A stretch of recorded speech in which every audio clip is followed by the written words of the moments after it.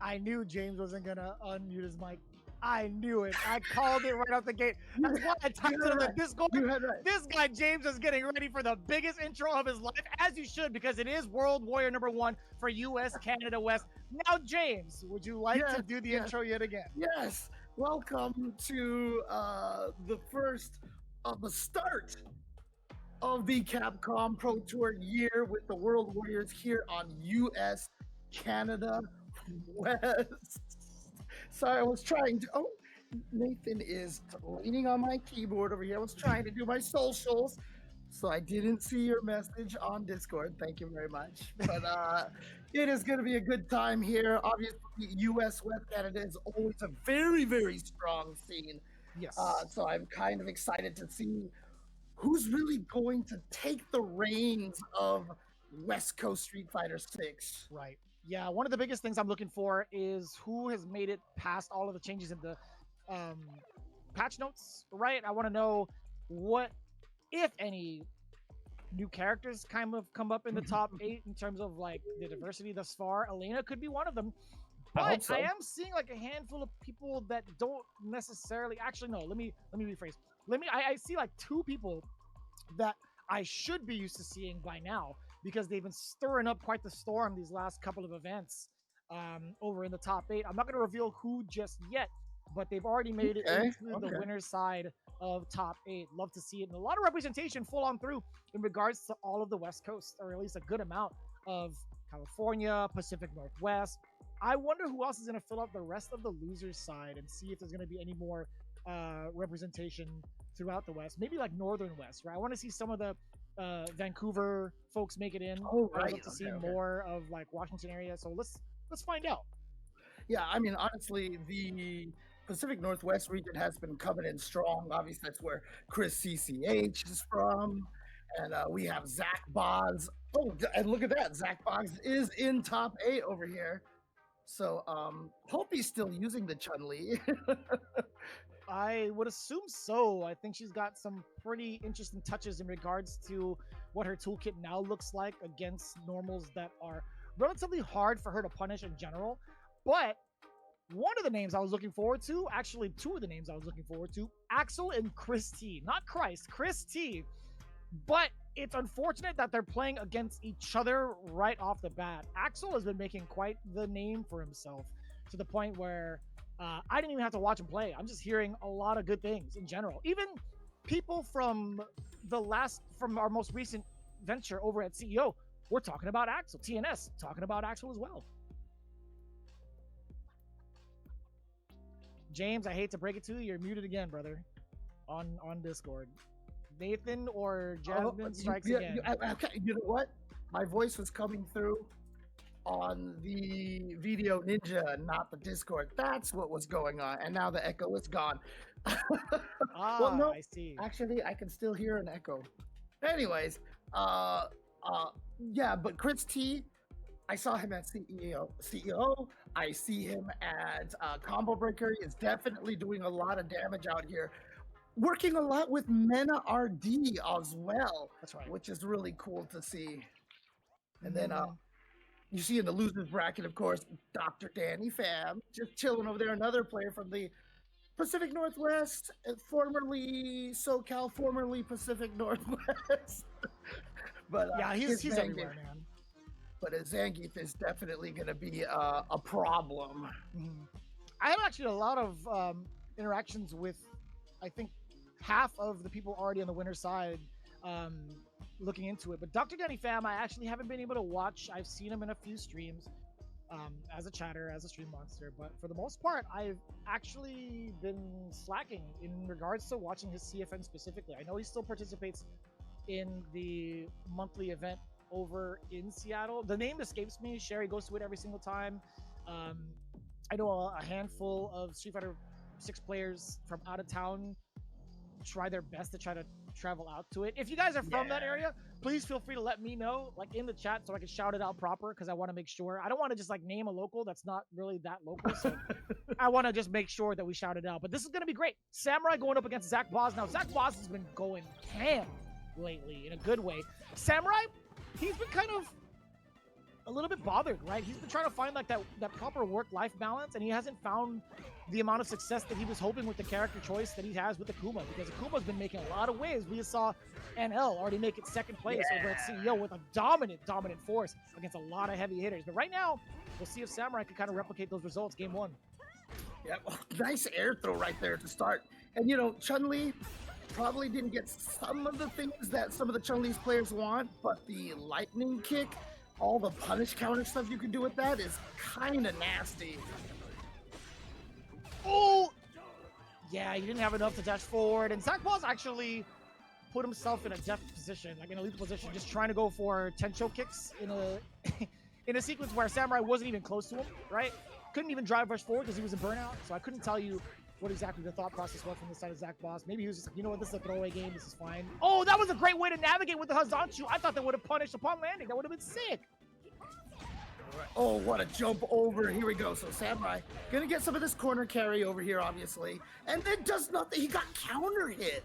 I wonder what, like, he tried to delay meaty button, but maybe Zach Boss waking up with a throw way faster than Samurai was expecting. So a lot of the damage.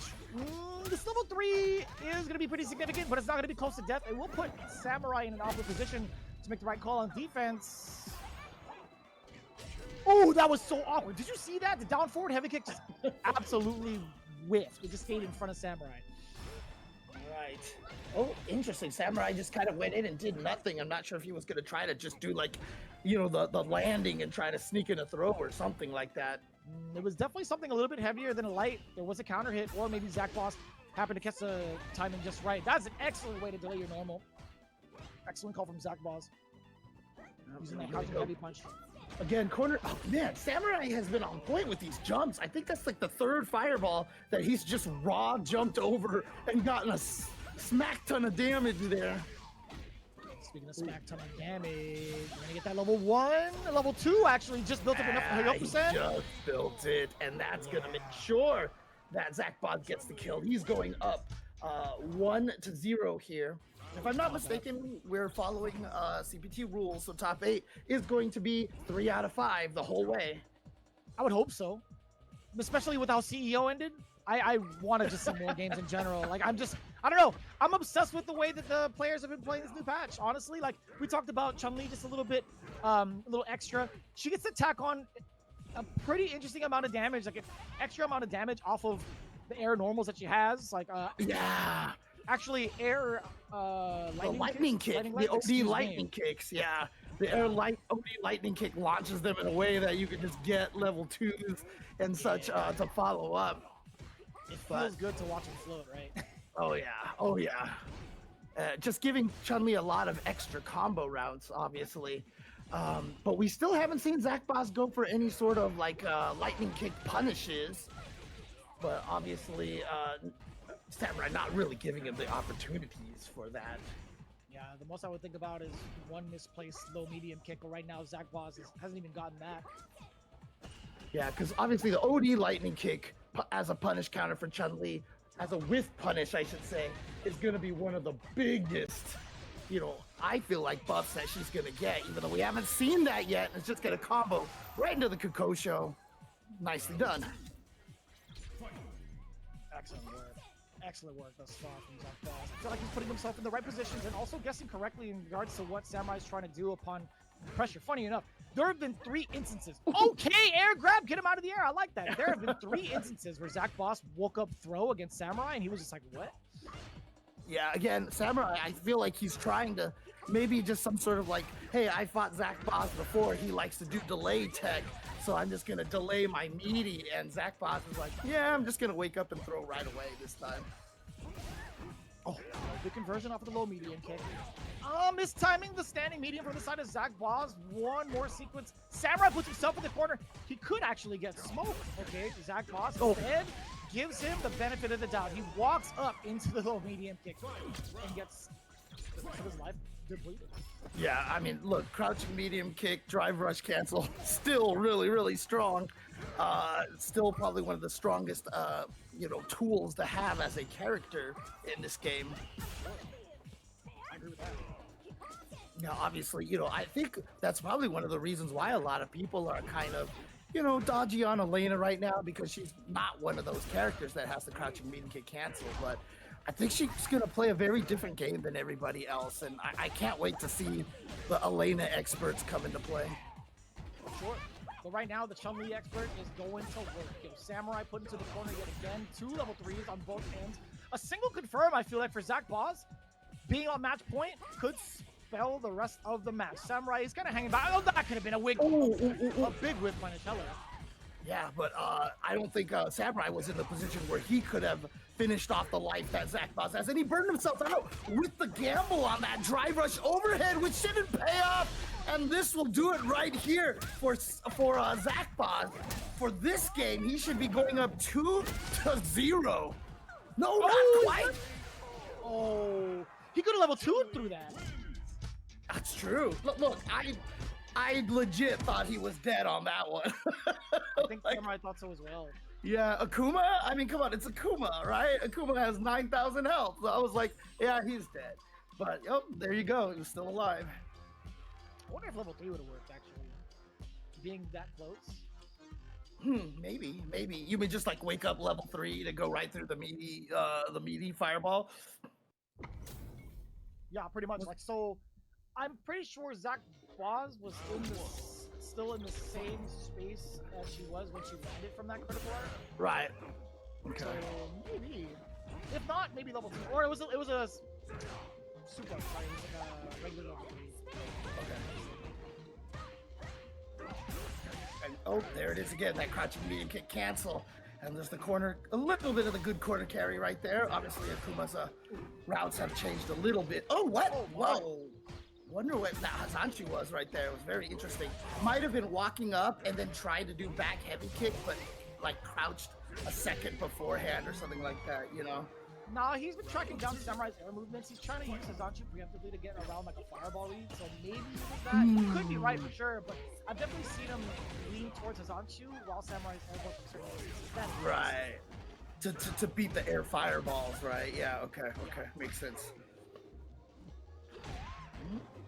Nice. Regular sweeps. There we go. Tatsu into the corner here, keeping that pressure. And look at Zach Boz's drive gauge. He's trying to survive that right now. That's the most important thing. Actually, he burns himself out because he knows he has plenty of meter, but he didn't go into the level 3, but he does this time. Actually, just a level 2 here. He should be able to kill without using that level 1. Nicely done. So I'm actually confused. That Hazanshi coming in from Zach Boz was negative, right? Like, I don't know if it was something he hit a little bit meatier than usual, but even if it was HK, like heavy Hazanshi, that's like -1. Samurai got counter hit. Yeah, I think you press a button afterwards. I mean, I remember trying to test scenarios for meaty Hazanshi, and I can't remember just how plus it can get. Oh. He's got 3 active frames on it, so I'd imagine okay. pretty decent amount. So +2 situation or +1 situation there. Here we go. Gets the throw. Oh, he wasn't ready. He was not ready. The unk check has passed. And there's the empty jump. Yeah. And here we go. Look at all this pressure here. But Zach Boz is actually, strangely, the one that has no drive gauge. Only because Samurai did a DRC right there that the drive gauge actually looks close to each other. It's gonna be a little bit tough now. Even more so. Oh, that's not gonna whip this time. Oh my God, it's just going around. He's like, I'm in the corner. I don't want to be here. I'm out of the corner. Oh, I love that. He was thinking so much about that fireball and like, how am I gonna get around this fireball? That drive impact was the last thing on Samurai's mind at that point. Beautifully timed. Nice little okie doke trick right there for Zach Boz, and he will take it 3-0. That's kind of rough. Definitely got unchecked twice, man.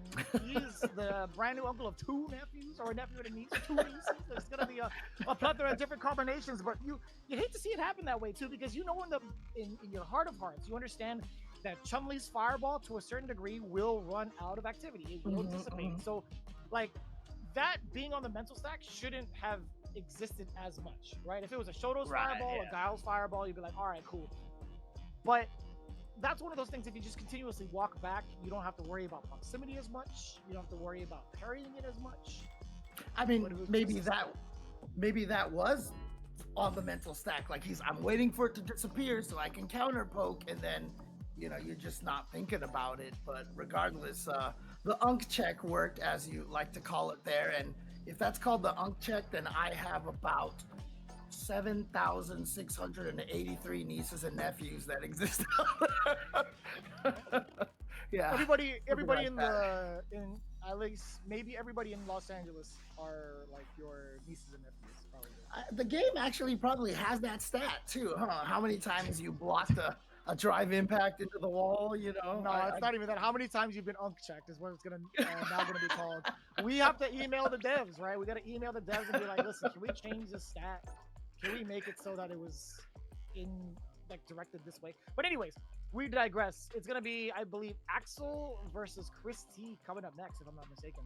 Yeah, I mean, I see some people cheering for Axel in the chat, very early on here. Like I said, I mean, this is not a player that I am super familiar with. Obviously, Chris T, that we know very, very well, been a Ken player this whole entire time. But did you see Angry Bird's tweet saying that he doesn't feel like Ken is a strong tournament character, like to be able to win with just Ken nowadays? So he said he might be going to Ryu now. So there is a kind of merit to it. If you want to put a shallow observation on it, even if you're not fully involved, I think the safest thing to do is kind of look at the most recent tournament results, like CEO, right? How many Ken players were in the top 8? 2 of them, right? Yes, I believe. Oh, Ryukichi was for sure. Oh yeah, and then not Pedro. Not Pedro. That's right. Yeah, so I would imagine there is some significant truth to both the results and what Angry Bird is saying. I can definitely see that his perspective is, maybe Akuma might be the way to go, right? Or even Ryu, because you see Ryu and Akuma in higher results. But anyways, it is going to be the mirror match. I remember talking to Christy about it as well, and he says Ken still has some good stuff. He says definitely nerfed, but he still feels like Ken is a very valid character. So let's see if Ken can do this, because he has a big lead over Axel right now, and he has just been bullying him in that corner with just standing light kicks. Yeah, this is something to be expected, right? Chris T being able to dissect the Ken mirror match pretty well, I feel like, a lot of the times. But Axel, he's been one of those cats that have been really, really talked about all over the coast. On top of that, all over the nation, right? I had just mentioned it. Oh, that was so wild for it to hit that way. Yeah, from the Long Beach area, apparently, here in Southern California. So, here we go. Good. Side switch. Yeah, exactly. We need more. Yeah, man. Get more of these players here. And look at this damage, and it's going to be a burnout. But Axel has a lot of meter over here, so it should be fine. No, never mind. You jinxed it, James. You absolutely jinxed it, brother. There's going to be enough of the tank for maybe some? No. A throw will do it, though. Safe jump. That's too, yeah. So look, the thing is, after Strong Fierce Run Tatsu, if you jump right away, it's actually 1 frame too fast for a safe jump. And I don't think Chris actually burned a frame there, so I'm not sure. But you would still have to guess, regardless, right? Yeah, even if it was a safe jump sure, or not, sure, right? That's going to be the hardest part. Ooh, I'm nice. Not I'm definitely not guessing that. You kidding me? Okay, oh, that's huge, by the way. Drive rush crouching medium punch to force the guesser the strike on the throw. Yeah. Every time I see Ken land that stand heavy punch, I just scream out because it's because it hurts for one. Yeah. And it was the bane of my existence in season 1 for sure. So it was definitely something else, and I like that. So Axel has been really toying around with the idea of trying to space out Chris T with the standing short a bunch, and Chris T has found the right spacing plus normal to counter it or at least a good majority of the time. Yeah, I mean, because remember the first round, Chris actually hit Axel with a bunch of standing light kicks, and then it almost seemed like Axel was like, all right, I can use this button too. And Chris T almost feels like he's like, haha, baited you, and he's just been taking out Axel very systematically here. Oh, dude, that was sick! Christopher Tatarian hopping in and out of the ranges last second, walks away from the low medium kick, punishes it with a standing short. God damn, that was some footsies, son. Jesus, that was sick. Oh man, footsies. I mean, it's when you see people playing good footsies, it's just a beautiful thing to watch. It's magical a lot of times because it's so hard to do. It's funny because footsies, aka fundamentals, and yet fundamentals are like one of the hardest things to learn. And look at this, Axel is switching to Mr. Terry Bogard in the new costume number 3. I like that. Terry Bogard of the Bogardian clan? Hell yeah, dude. That's what I'm talking about. Watch out for this throw. Oh, he tried it! Punish counter big. Oh, the uppercut read from Chris. I like that. And keep in mind, if obviously this was the character, I almost feel like the audience willed Lashar into using the Terry, and it benefited him, and it worked out great as he took the tournament. Oh, and look at what it's done for Axel here. Oh no, he's had this way before CEO. Oh, no, not. I was talking about Lashar. I was talking about Lashar. People were like, Axel. I mean, they were chanting Terry in the crowd when it looked like he wasn't sure who to go with, and then he went with the Terry. So. I see. That's fair. Dude, somebody in the chat was correct. Like Asriel said, definitely Duck King vibes with the color scheme. Yeah, that's right. You're right. And Lakers too, right? Very, very Lakers, but obviously hard to talk about right now, James. Hard. I'll tell you what. Yeah. Oh, what a delay! What was that for? Oh, hey, that kills. That's gotta kill. Is that enough to kill? Is that enough? That's like 50% life right there. Oh, I'm an idiot. Don't worry about it, chat. Well, I mean, if you kept the string tight, you would have been fine, brother. If you kept the string tight, you would have been fine. Wow. Oh, Chris T just finding that level 3 right in, that critical right in there. Obviously going to spend a lot of meter to finish off that life, but again, as I've always said, the round count is the most valuable resource out of them all. Oh, Jesus. What a call out to put Chris T at match point. Okay, but I do like the Axel Terry has been playing really well here, but now all of a sudden Christy has the corner of the safe jump again. Ugh. Like I said, that strong, fierce run to Tatsu isn't even really a true safe jump, so I don't even think you have to worry about the jump attack. Unless you can burn that one frame. Now I gotta double check because like I'm just sitting here like, am I certain? Because I remember trying to do that before. They definitely changed that from beta into the the actual season 1. So you might be right about that, to be honest with you. So let me see what it does. Like on knockdown, run Tatsu on a knockdown is actually kind of interesting. Are you gonna test it right now, James? Oh, I'm testing it right now. I hate you so much. I'm literally testing it right. I could even probably put it on my screen here so that you guys can see it, but I'm not gonna do that. So we'll take that, I guess. But Chris T, moving on, 3-0, very similar results to Zach Boz. I actually don't even know what the record is like between Zach Boz and Chris T. Go ahead. It's plus 43, and so it's not a safe jump. So I can't get it to safe jump. You do have to do like a micro walk for a frame, and that's like almost impossible. So that's ass. I'll say it. I don't care. I'll say it. We do have our loser side slowly kind of filling out, right? We have actually Enzo the Hokage. He filled out the bottom slot going up against Dr. Denny Pham. Winner of that has to face off against Samurai. But very interesting development. Noah the Prodigy is in the bracket above on the loser side of round 1, waiting for the fate of the match between winner of Q. Let me take a look at that real quick. Computer, do your thing. Internet, stop letting me down, brother. I was talking to Vi before the stream started here, and we were talking about, the state of SoCal Street Fighter. And yeah, we have a lot of really cool newcomers trying to work their way up. I don't think you can call, Enzo and no other project necessarily newcomers at this point Hell because they've no. been playing for quite some time.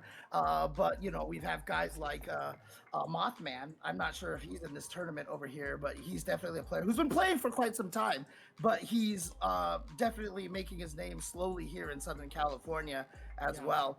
And obviously, as we mentioned, Axel here, which is cool to see, making all the way into the winner side. That is not an easy thing to do here. No, no, definitely not. With how consistent a lot of the players have been grinding out season 1 and 2, you're definitely going to see a lot of consistency, right? You're going to see a lot of the same players. You're going to see a lot of the same characters. Somebody in the chat had mentioned it before. Honestly, I think that's pretty healthy. Honestly. Oh yeah, for sure. I mean, Axel took out Snake Eyes. He took out Harut. Chris CCH he beat as well. So yeah, I mean that's a that's a good list of names right there. Holy moly!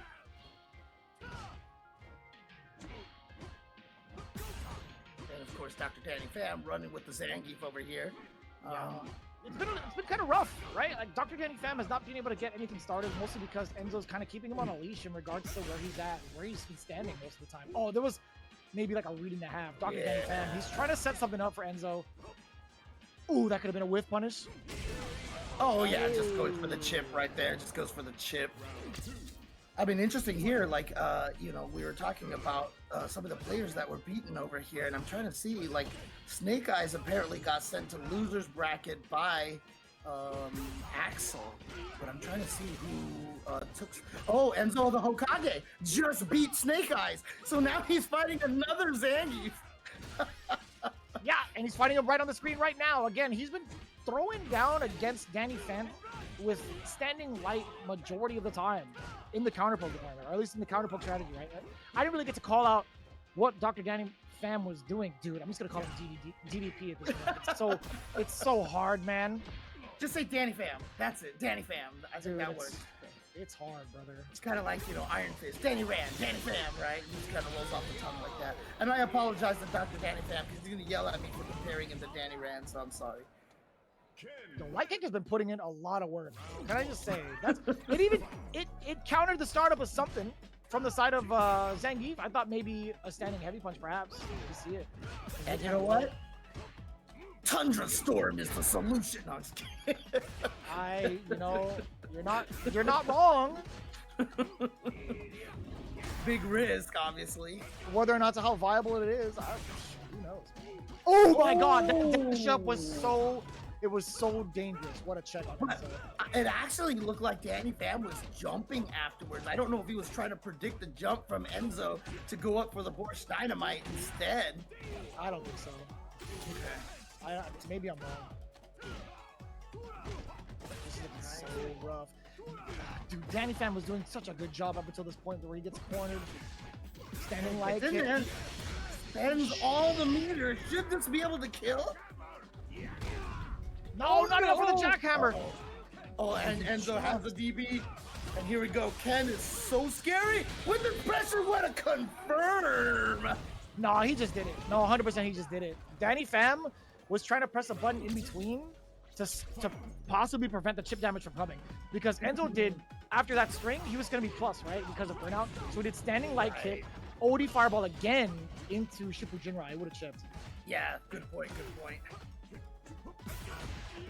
And here we go. Yeah, maximizing the damage on this combo. Oh, trying to go just for an empty up throw. Nice whiff punish. Enzo's spacing right now. Well, then of course he misses the standing heavy kick. But I was about to say Enzo's spacing had been on fire up to then. Oh, you walked up and punished the standing medium punch? Bruh. Season 3, brother. Season 3. Bruh. Yeah, Zangief with that bigger hurt box. I will admit I still don't fully understand exactly how that change works, but you know, because I've seen a lot of characters now have Zangief specific combos and such, you know, in the corner and maybe even outside the corner. So it's just like they moved his hurt box like forward a little bit or something. I'm not sure. Possibly. I would have to see it once the official hitboxes are up because I actually haven't been able to study it. Mm-hmm. Okay. Gets in there with the throw. And you can see right here, Enzo the Hokage with the lead in the drive gauge, but slap chop coming in for Zangief. Oh, go! Ow. Big punish counter. Tuck him in. You're dead. There we go. The first round. There I we might go. be wrong. Was that the first round from Danny? I think so. It's either the first or the second, right? So it has been pretty much all Enzo. Nice SBD. Okay. Oh, there we go. Yeah, getting the rest of the string. Dash up. Enzo just trying to back away. Oh, that's. Oh, he didn't go. Oh, he's obviously he's burnout. Right. Yeah, burnout. I just saw that. Okay. Oh, you threw a fireball there? I like that. No fear from Enzo. Level 2 is available for Danny.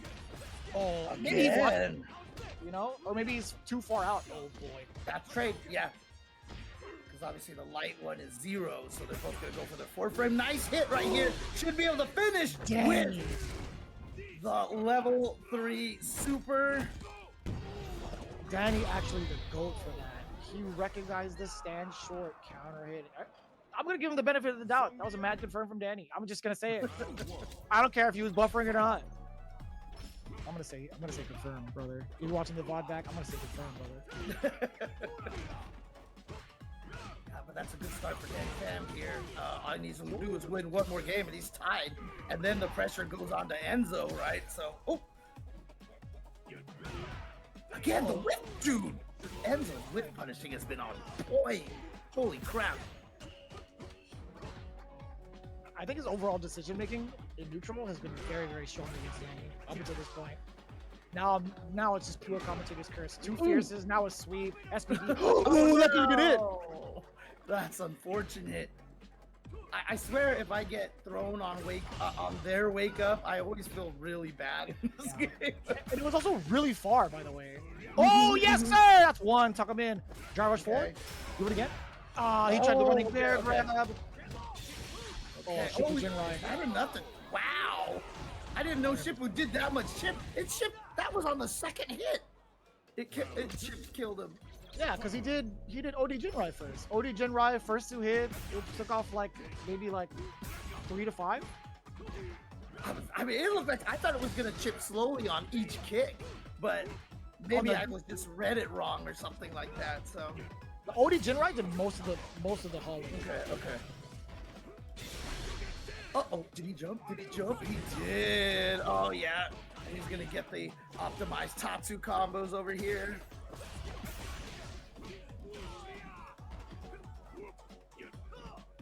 Oh, didn't get the sweep.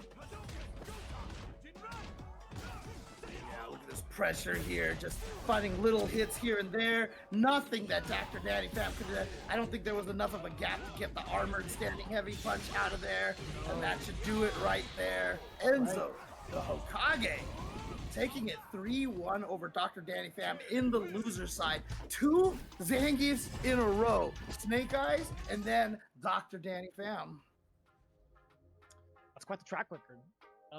Especially with how strong both players are and how dominant they've been for a while. I feel like, I feel like Snake Eyes hasn't really been able to find his way just yet. I mean, he was still very, very dominant in Season 1. He was still very much so a threat in Season 2. In Season 3, it's still like you're still working out the kinks and trying to figure out what the hurt box is looking like. I think Danny Pham is also kind of going through that as well. There have been a lot of exchanges where I feel like would have benefit Danny a little bit more, trying to whiff some of these normals right in front of a Ken player's face and then be able to kind of bait for a whiff punish, etc. So I'd want to actually watch back Snake Eyes' tapes and see what had happened there for the most part. Yeah, and give him the benefit of the doubt. But also Enzo, I think overall his decision making was very, very strong towards his corner pressure. Dude, his neutral was really great, and but I mean, thank you for the raid, Mr. Danny Pham, raiding over here, and well played, good job. Definitely is going to get some points at least for the next few weeks for this U.S. Canada West region. But as you can see here, we do have a matcherino, so please, if you can, let's contribute to the matcherino over here. I'm gonna click on the link. I'm gonna log in. Click on I log in via my Google. So anyways, while he's doing that, what you guys need to do, if you're logged in, you see on the top right of the screen where it says claim code. You can do that for absolutely nothing, and it goes towards the contribution of the prize pool. However, if you feel financially saucy, you can contribute from the benefit of your own heart if you want to towards the players, towards the World Warrior pool if need be. But if not, hey, no worries, no problem at all. In the meantime, again, let's kind of take advantage and get all these codes claimed to Yep. add on a little bit of extra, right? No Yep. harm in doing so, right? Yep, I absolutely just got my 25 cents in there, and I see all the people here. I see No Apple Pie for You, Tactile, Carsonist is in here, Jim Kubak, MathBoy69, Draylon, what is this, Aldrin, Aurelano. Also, shout outs to Fantastic for the $5 direct contribution as well. Damn, Fonteezy? Appreciate you, big dog. Look at that! Look at that! I guess all the Honda buffs are getting him a lot more prize money these days, right? So he can, You are correct. You're we definitely go. correct. I definitely claimed the code. Wanted to make sure that it went through correctly. Yes, sir. Look at that. Pretty easy, right? We have so many more codes to give out. That's a quarter of a code. Honestly, it's a pretty good deal. For absolutely nothing, being able to support like that, pretty damn good deal. So let's use up all these codes, right? Let's get it out of the way before we get into our top four so we can all focus on the action as it comes through. Yep, shout out to Dingpot, LOL, It's Floor, Blue, Green, Orange, Gatorman JD, and as you said earlier, to this dude named Vicious. Look at this guy. He's got this super handsome profile picture, dude. He looks all that was stylish. the old Red Bull days, man. Oh, I totally forgot. Yeah. I never bothered changing my profile picture for certain things, and I'm like, oh, that was it. Yo, FTC Wallaby, appreciate you, yo. One of the nice things about being Asian and never aging, I'm using one of my Red Bull pictures on Twitter right now. So Right Nobody on. can tell. Nobody Right can on. tell. All right. All right. And JB is the one that made it into the top 8 loser side that we were still waiting for. He is going up against Noah the Prodigy. And I was going through the patch notes at one point. I think I said this at CEO as well. Like, Luke got some buffs to increase the meter gain. And I was like, man, you just buffed Noah the Prodigy. Because he's also going to be able to gain meter back, when he's burned out as well quicker. Yeah, I was talking to Noah the Prodigy as he gets first round. Pretty aggressive start too. I was talking to him and he's like, I feel like my decision making in regards to like my offense has been a little bit better because even though I'm trying to burn myself out, I'm not really getting there.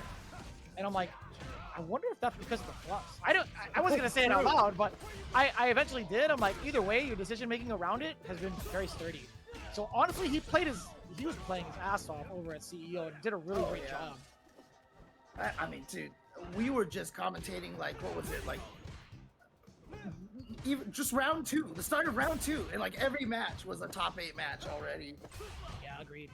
Wholeheartedly agreed. Oh, punish counter! You get standing fierce off of that! That could have been fierce until level 3. I wonder if it would have whiffed, actually. Oh no, the jumping heavy punch from Luke just whiffed, and no level 3 from JB that time. He's just gonna go for the Asara, hope to try to take it with the level 2. Goes for the pressure shimmy, but no other Prodigy and the patience. Oh, you were not kidding. You were actually not kidding about that patience. That walk back was so slick. What an interruption, yo! JB now not allowing Noah the Prodigy to get started. Forward throw, ran right into it, literally. Yeah, a lot of the meter gain that Luke got was from the medium punch combo. That's where the majority of it is right there. So, really valuable tool to have in Burnout, honestly. Right. And now the corner pressure here from Rashid. Oh, went up, got the hit, but he didn't go. Did he not believe? I mean, Rashid the kicker. I mean, at most, when you get standing medium punch, if it's not a counter hit, it's only +5, right? So there's not going to be much to believe in outside of maybe doing standing light punch into perhaps maybe drive rush forward, but I don't think it would have been worth putting himself into burnout if he was going to get minimal damage. Oh, ooh, I like that. what are the blessed characters with the air special moves that can get you out of throw situations. Oh my God, what a time to press that crouching medium. And you're gonna get the level 3 off of that, yes! On that one last punch, just built him the level 3. Look at those, like, Damage, yeah. Slight walker? No, he's gonna drive rush in. You know what, that's fine. You force a little bit of meter usage from the side of JB, and he walks into the bullet. I think that fatal shot, no matter what, I think it would have done a pretty hefty amount of chip. Possibly could have got JB into front. And here we go, gets the first throw. JB tries to check with that standing light punch. Wake up. Oh, nice! JB with the shimmy this time. Gonna go into the Asar. Last time, didn't really get much out of it. Let's see what he can get this time. All right, gets the throw, and he's gonna have the power up at least still there. And nice trade combo. Whoa. None of that was a combo. Like 2 hit, 2 hit, 2 hit. It's definitely enough to frame trap though. Noah the Prodigy was trying to swing his way out. However, JB was just still a little bit too plus because of the sequencing he used, right? He drive rushed forward, standing medium kick. And being at that, right, that's going to be what, +1? So JB's still going to be able to press ones afterwards, after a drive rush medium kick specifically. Noah waking up with drive rush, crouching light punch. I've definitely seen Noah more than a lot of other players just wake up with a drive rush, you know, like I am reading that you are not going to try to go for a button. Ooh, look at this JB, this pressure, trying to get him to the corner for the neutral jump. Okay. Forward throw. One more will do it, so he's going to bank on it. Yeah, he tried to throw bait, and either way, 2 steps ahead. I feel like he was trying to bait out the wake up drive reversal, right? Because, you know, we've seen Noah do that a billion times to people. That is fair. I don't know how much drive gauge JB had left in the tank, but you might be right. Oh, just ate that standing heavy punch, and Noah the Prodigy was going to drive rush cancel it. Got the proper charge on the air flash knuckle. Going to do a ton of damage here. It's like 40, that's like 50%. Jeez. Not too bad. You still get to withstand all of this pressure afterwards. So JB is trying his damnedest to open up Noah the Prodigy, all the while losing out on his meter. That's gonna go. Okay, he does get it in time. I was so scared that Luke was, you know, his jumping attacks reached so far down. Oh yeah, spends the meter to get the extension and the guaranteed kill. Oh, I see what you mean. Like if he had thrown out jumping heavy punch, it'll maybe stuff out the Isar because of how meaty it is towards JB, right? I assume that's what you meant. I think so. All right. Yeah, I mean, I was going off of your ideas, but all right, man, you said it. Sorry. No, I'm sorry. I was like looking at the chat over here, trying to figure out. Look at the game, James. Look at the game, brother. Sorry, because people are talking about like some. It's not about our concern. I'll tell you what. Okay. Definitely not our concern. Fair enough. My bad. OD uppercut for the rest of the finisher. Match point for Noah. All right. JB, definitely got to find something to do here. And, you know, Rashid is another one of those characters that, you know, Capcom has definitely nerfed him, you know, in small ways enough that a lot of people don't consider him as strong as he used to be, honestly. Yeah, I mean, you're not the only one to kind of like share that sentiment as well, but we'll talk about that in just a bit. JB now, he's trying to back away a little bit, or so we thought. So that was a good idea too. Like, you know what? He thought maybe Noah the Prodigy would have tried to get a back throw on him, but just like that, already gets to the other side of the corner. Yeah, and Noah the Prodigy burned himself out again. But again, you can see how, again, what I love about Burnout is that your offense doesn't change. Like your frame data on offense is the same. And look at that, Noah just gets in with a raw jump in to take the match versus JB. And so yeah, when he's burned out, I mean, Noah is just so aggressive still. Yeah, hyper aggressive. I feel like Luke is just a great character that facilitates that with so many normals that move forward. The Sandblast that just is so good at controlling that space in between. He's got the DP to stop errant jumps. I feel like Noah wouldn't be able to accomplish the same kind of I'm in burnout all day gameplay if he was using other characters, honestly. I think the closest character he'd be able to abuse that with would possibly be Ryu with Hashogeki pressure. Oh yeah. Good point. Good point. That would be the And closest thing to it. now that I think about it, no other prodigy with Ryu and Hashogeki sounds absolutely terrifying. It is terrifying. You know what's crazy? I'm gonna let you guys thinking about that idea throughout the entirety of this ad break, because you know what? I want you guys to stew in it and kind of figure that out for a little bit. Like imagining Noah being a Ryu player. No. I'll let you guys feel that. In the meantime, No. also, I do want to say shout out to Zenny for protecting our eyes. I actually totally forgot that we had these right here. I totally forgot to put them on prior. But Zenny's been a very, very pivotal part and sponsor for a lot of these events. So big shout out to Zenny. Again, be able to save 10% site wide with the code level up 10. You see everybody else. Yo, Uncle Via looks kind of nice with the glasses on the bottom right. Okay. It's like Zangief costume 3, right? So Kinda. But he's making the my face from the versus screen, right? He's doing it's a combination of the two. But regardless, no matter how you spin it, you guys can also look just as cool with these Zenny frames, the official eyewear of WNF. In the meantime, we're going to take a little bit of a break. When we come back, we got more of World Warrior coming through for US and Canada West for our remaining players. We'll see you on the other side.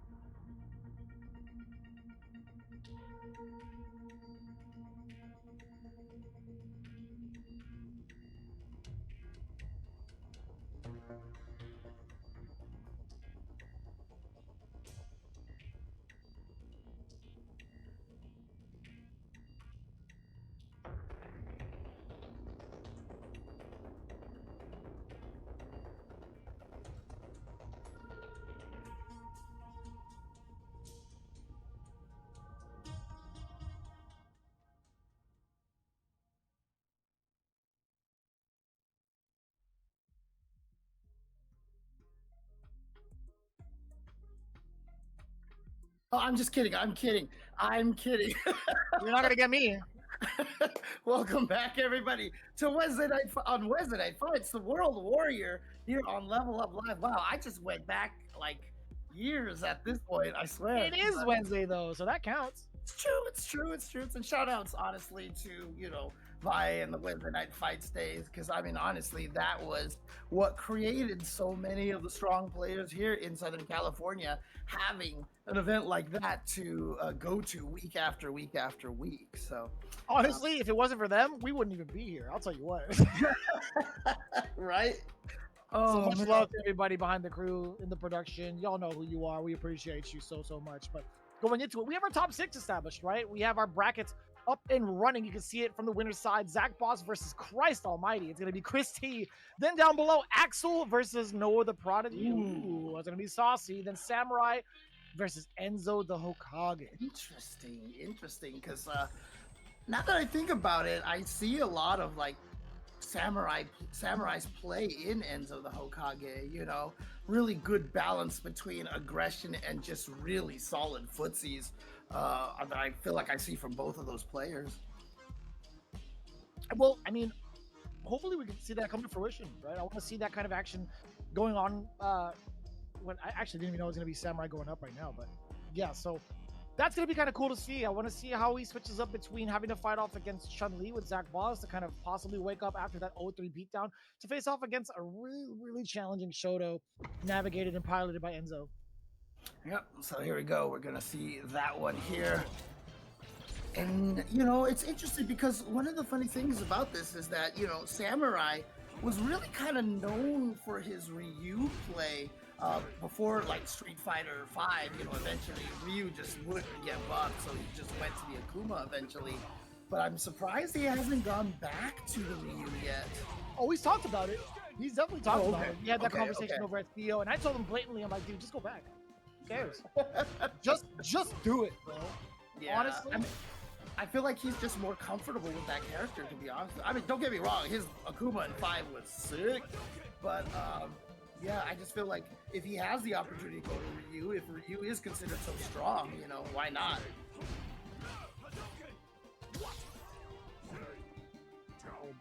No, I mean, it's a good choice. We'll see what happens, though. Right now, in the corner, Enzo has had a lot of control with a lot of different opponents earlier, but Samurai finds that opening.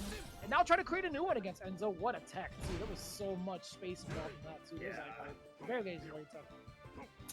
But obviously, now the drive rush into the light can't really shimmy as easily. Apparently, Ryu can still do it, but Samurai is going to get the kill here with the level 1. And he was at the deficit for so long, a good majority of that round. I mean, that's what you do, right? Sometimes it's just about finding that opportunity to get in there. I often like to say that if you play a perfect round, that doesn't mean you have all your life, right? Because a lot of times it's just information and gathering knowledge and taking some damage as a result. No, I'd much rather sacrifice a good round for the perfect game. You know, like in terms of like everything coming together afterwards. I would much rather it happen that way. Like, a perfect set doesn't necessarily have to be a clean 3-0. Right? Right, yeah. Oh, ow. That wasn't even a punish counter, though, so Enzo didn't get the link off of it that he wanted. He was trying to, you know, do the stand heavy punch, link into crouch medium kick. Look at them, both of them almost out of drive gauge at this point. No, they're going to back away. A single hit won't be enough.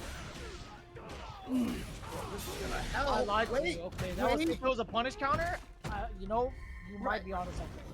I mean, yeah, you were definitely referring to non. Actually, you were referring to punish counter situations as well. There you go. I was so ready to be wrong on that, James. I was so ready to be wrong.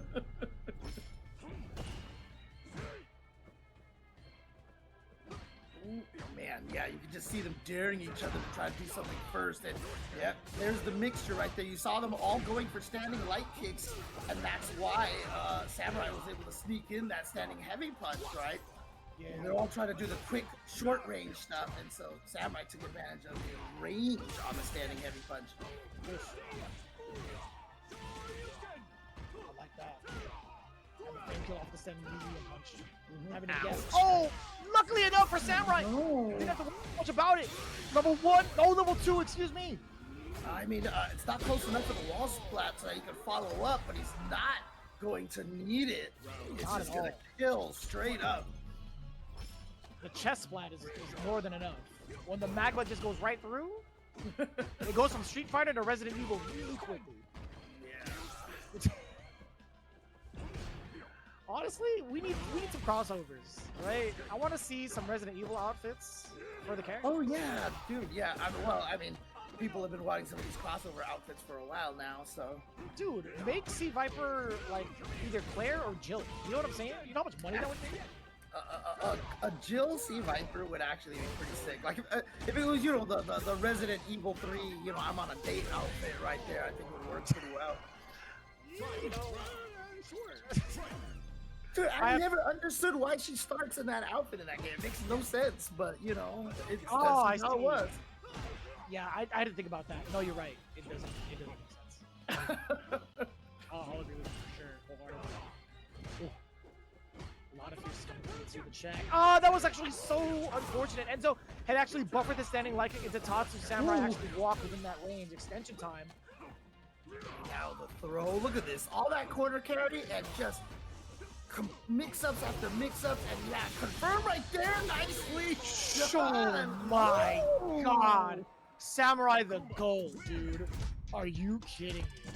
Double OD fireball to get miss-ups? That was insane. And I'm just sitting here thinking about this, right? Because yeah, if we had Viper and Resident Evil Jill, Resident Evil 3 Jill, then we would have Jury in like the MVC3, you know, the UMVC3 Jill costume, right? So, and then they could be the best friends like they are in the story, right? So I think it's perfect.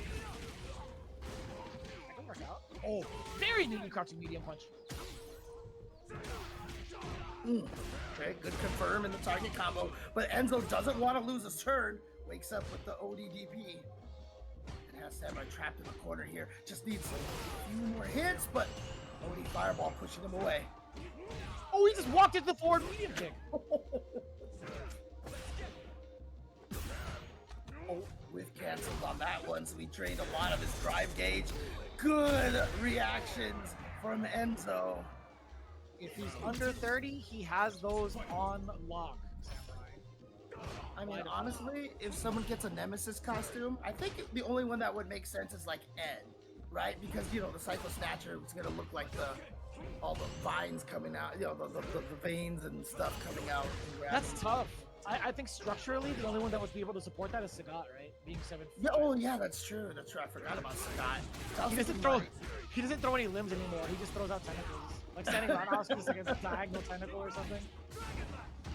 Oh no! Problem situation here, but good defense from Enzo. Just patient, just blocked it out. Didn't panic. Yeah. No, Bison definitely gets the West Coast. 100%. Oh, Sagat as Mr. X makes so much more sense. Oh, that's right. Yeah. Just have a bazooka on his arm for no reason, you know. Mr. X is the one with the bazooka, right? If I'm not mistaken. Oh, the OD Fireball making it through there. No, that's Nemesis. Nemesis. Oh, that is Nemesis. That's right. You're right. Okay. My bad. Take that confirm. Drive up on in there, driving with the standing medium punch. Excuse me. Would be Chris and Claire. Oh. Actually, you could have Guile and Chun-Li be like Chris and Claire. I think that would work pretty well. That makes sense. Ken is Leon. Yeah, that would work. We definitely need somebody for Aki though, because I feel like Aki would be a good Resident Evil character, right? She's a in zombie. some form. yeah, exactly. She's a zombie, or she's like the licker or something like that. Oh boy. And yeah, both of them are on level 3, by the way. So next hit right now from Samurai should be able to take this.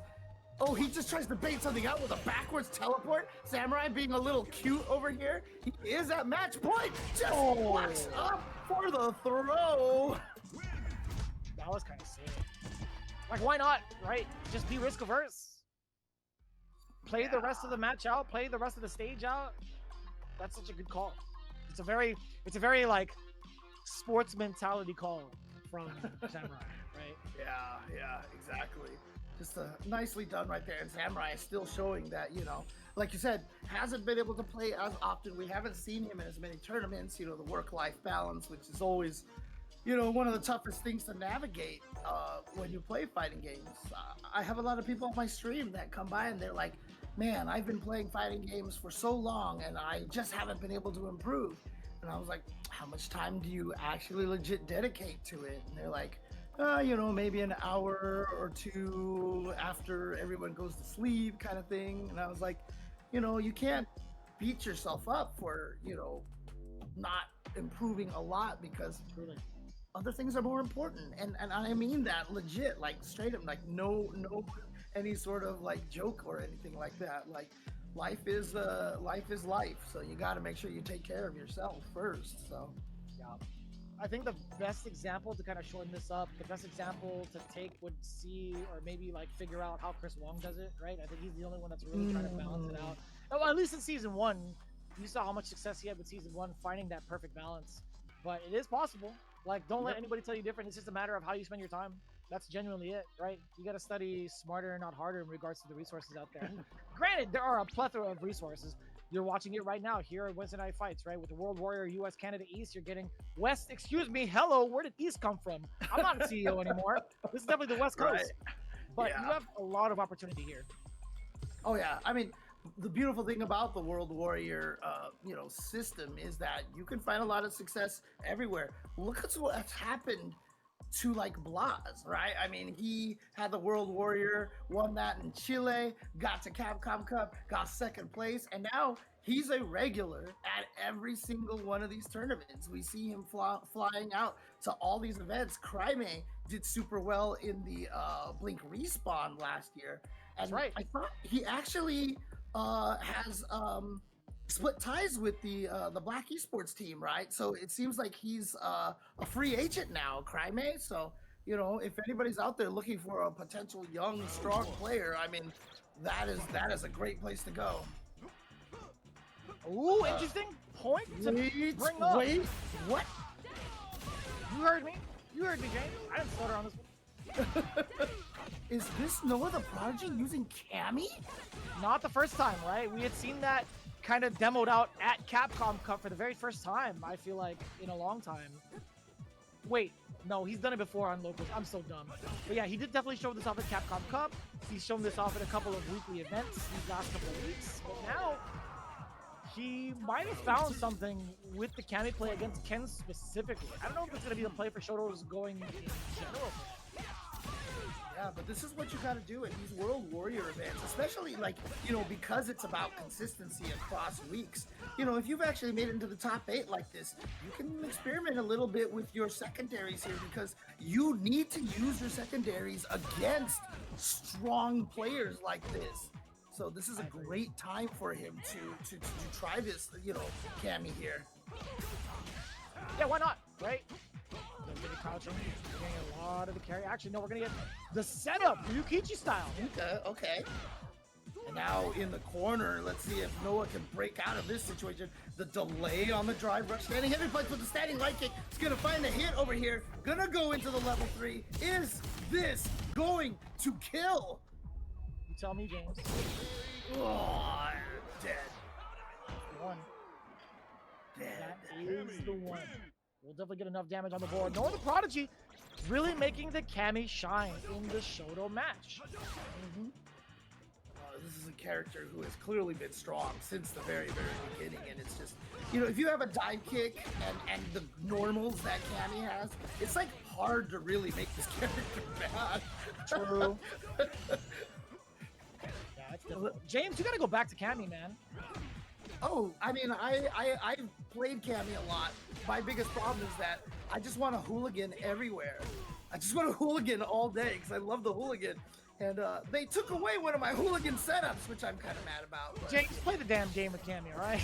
Anyways, Axel's still stuck in the corner. He's actually at a deficit, right? He has 2 bars, 2.5 now, but Noah's gonna break. Okay, that. So honestly, that was good calculation from Noah with the risk associated with that. Even if it was blocked, Axel only had time to do maybe a drive rush, enhanced Tatsu punish. I don't know if level 1 would have been enough to kill, so I think that was a fair assessment from Noah. This good damage here in the corner. Okay. Oh, again, just not scared to wake up at all with these ODs.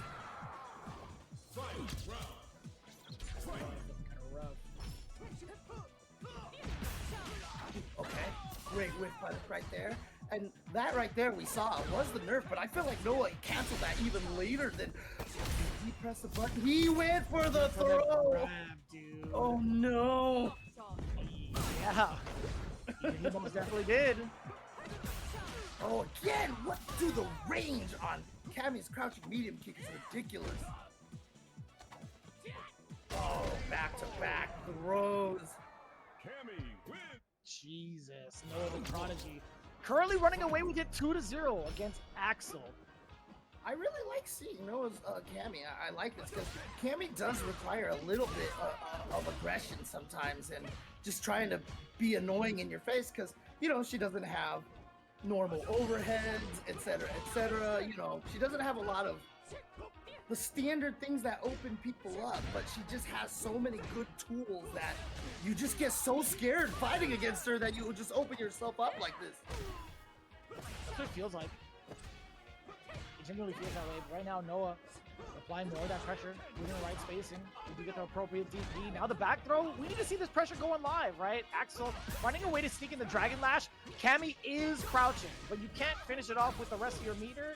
With the way it is, Shifu Jinrai is not going to be enough, and Axel knows it. Throw might not even kill, but now it will. Uh-oh, but speaking of kill, can you kill with this level 2 here? Is this gonna kill? There's a lot of scaling involved, James. But the chip! The chip! James, it's there! And he got it! He got it at the last second. Oh my lordy lord. Oh man. All right, here we go. And you know, Cammy is an expensive character. Like you can, if you're not careful with her, you could drain all of your drive gauge really fast. And I feel like Cammy, when she's burned out, is considerably weaker than Luke. So, you know, it's crazy how well that Noah is playing her right now, even with being burned out. Ooh. Oh, that's huge. Yeah, not going to spend any of the meter just yet. Awesome. Oh, but what a whip punish right here. How much meter does Axel have to spend here? He might just go for the level 2. No, level 1, right? Yeah, he's going for the 2 just to be safe. Just to be safe. That's all. That's all it is. You know, just make sure. Just make sure. I thought in my hearts of hearts, I thought Dragon Lash Super would have been enough.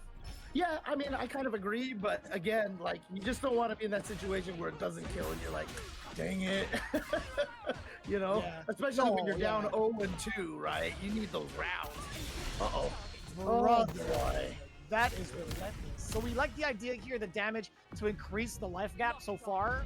Getting some of this extra mileage on the drive rush allows Noah to be persistent. Oh, wow. Aggressive.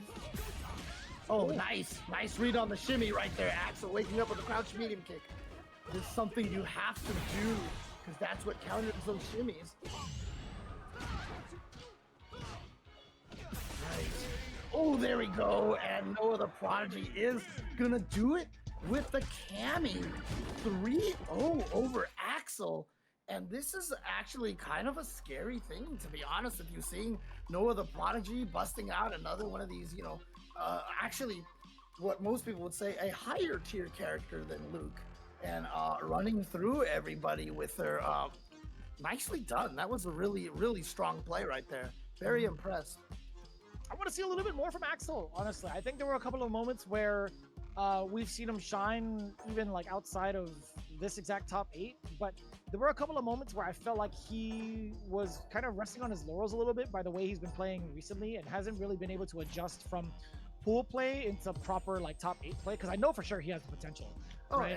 He's got the right ideas most of the time, but I think there had to be some sort of mental block that had stopped him from trying to adapt into the kind of aggressive playstyle that he was experiencing just now.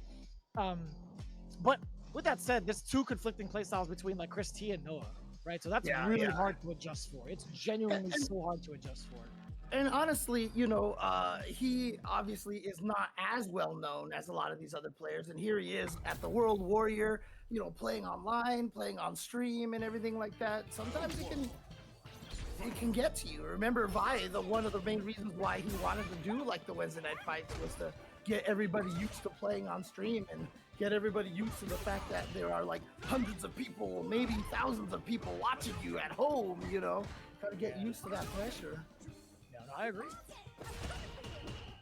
And here we go. We're at the winner side, of course, with Chris T and Zach Paz are here. Again, World Warrior last year here in US Canada West, Zach Paz played immaculately. He was in the running the whole entire way. I believe he was in the finals, you know, gunning in that top 8 bracket. And Chris T has been definitely stepping up his playtime here. Like I said, I saw him at Combo Breaker, saw him here, and you know he was in Street Fighter League, won that with Mana RD, has basically become a honorary Dominican. That's right. That is correct. Yeah. I talked to him and I saw him at Combo Breaker. He was sitting with Mena and I was like, "You're honorary Dominican right now, right?" He's gonna change his name to Chris Dr. Real soon. That'd be awesome, actually. I asked him how his Spanish was, and he was like, better than yours, and I was like, you're not wrong. Damn, that's aggressive. Oh, man. He was having a good time. Sorry, I probably stated that way more angry sounding than it was. No, you're fine. You're fine. But going into it right now, Zach Boss trying to maintain a bit of that life lead. That counter hit is everything to start things off, or so I thought. I thought he was going to spend guard, but looking at his meter, yeah, he's already gone past the threshold. He would have definitely been in burnout, so something he wants to avoid going forward. But now he's getting put in a rough position too. Like Chris, he knows the objective, right? He's looking to drain as much of your drive gauge as much as possible now. Yeah, stood just outside that crouching medium kick. Right, he got the crouching medium kick himself, but he didn't believe. Burned out, Zach Boss. Oh no! He kind of went for a Hail Mary right there with that crouching medium punch. Yeah, you kind of have to. And I really sincerely mean this. Chris T, once he sees that situation, he would be able to run enhanced DP into level 3 chip. Right, yeah. He was trying to interrupt something right there. Do a move that is like, nobody would do this here to catch Chris off guard, you know? Sometimes you gotta do that. Oh, the handshake of Destiny. 4 medium punch, 4 back medium punch, the handshake in general. Being counter hit too is so good. I mean, that was one of the nerfs that she got, right? Because people used to be able to kind of confirm that single hit confirm, and I think they made that a little harder a few patches ago. I can see that. Oh, just goes in for the throw. I mean, I think he just would have been able to kill with any combo off of that, but you know what? Let's go. That was kind of cheeky. I'm not gonna lie to you. Built up an extra bar for himself too. Off of that throw. True. Yeah, actually getting a little bit of extra meter that way. Good call. Ooh. Oh, yeah, that dagger normal stand light punch on punish counter links into that forward or back medium punch or the crouch medium kick. So good for Chun-Li. Ooh. Yeah, good challenge though. I mean, it's not that it wasn't in Zach Boss's favor damage-wise, but positioning, it was great. Oh, that was very ambiguous. Very early jumping fierce on the side of Chris T, knocking on the door, a little bit of a stutter. But we'll do it again. And Zach Boss knew it as well. It's hard. It's so hard to guess. It really is sometimes. Yeah, he just went for it right there, but Chris just had the read, blocked it, and easy punish. Chris T is up 2-0 now. Not bad. Not bad. Not a bad look right now for Christitarian, but Zach Boss, man, this is kind of a rough exchange. Full transparency, I don't know what the current score is between Chris T and Zach Boss on a general level. Oh, right. But Okay. I feel like Chris T has come up from a very significant training session via CEO, right? He's fresh off the heels of a major, has a little bit more of a perspective. And here we go, the Elena pick. Ooh, okay. Nice. I was hoping we'd see Elena at some point. I didn't think we would because I don't think anybody feels comfortable enough with the character yet, but here she is. But yeah, Chris T got really far in that tournament at CEO. He was up there. Out of like 800 some odd players, I believe it was, or something. It's crazy. Like that, yeah. Yeah, just about 800 is correct. Yeah, Elena's an interesting character because she's got really good range. She kind of weirdly reminds me of Manon, right? Because she wants to kind of outrange you. But instead of grappling, she wants to keep, comboing into that little roll and then just keep mixing you up. Like, I feel like if an Elena really gets good at using all of the tools out of that roll, you could actually just, like, one sequence blow somebody up. I think majority of the pressure comes in from playing the long distance game, right?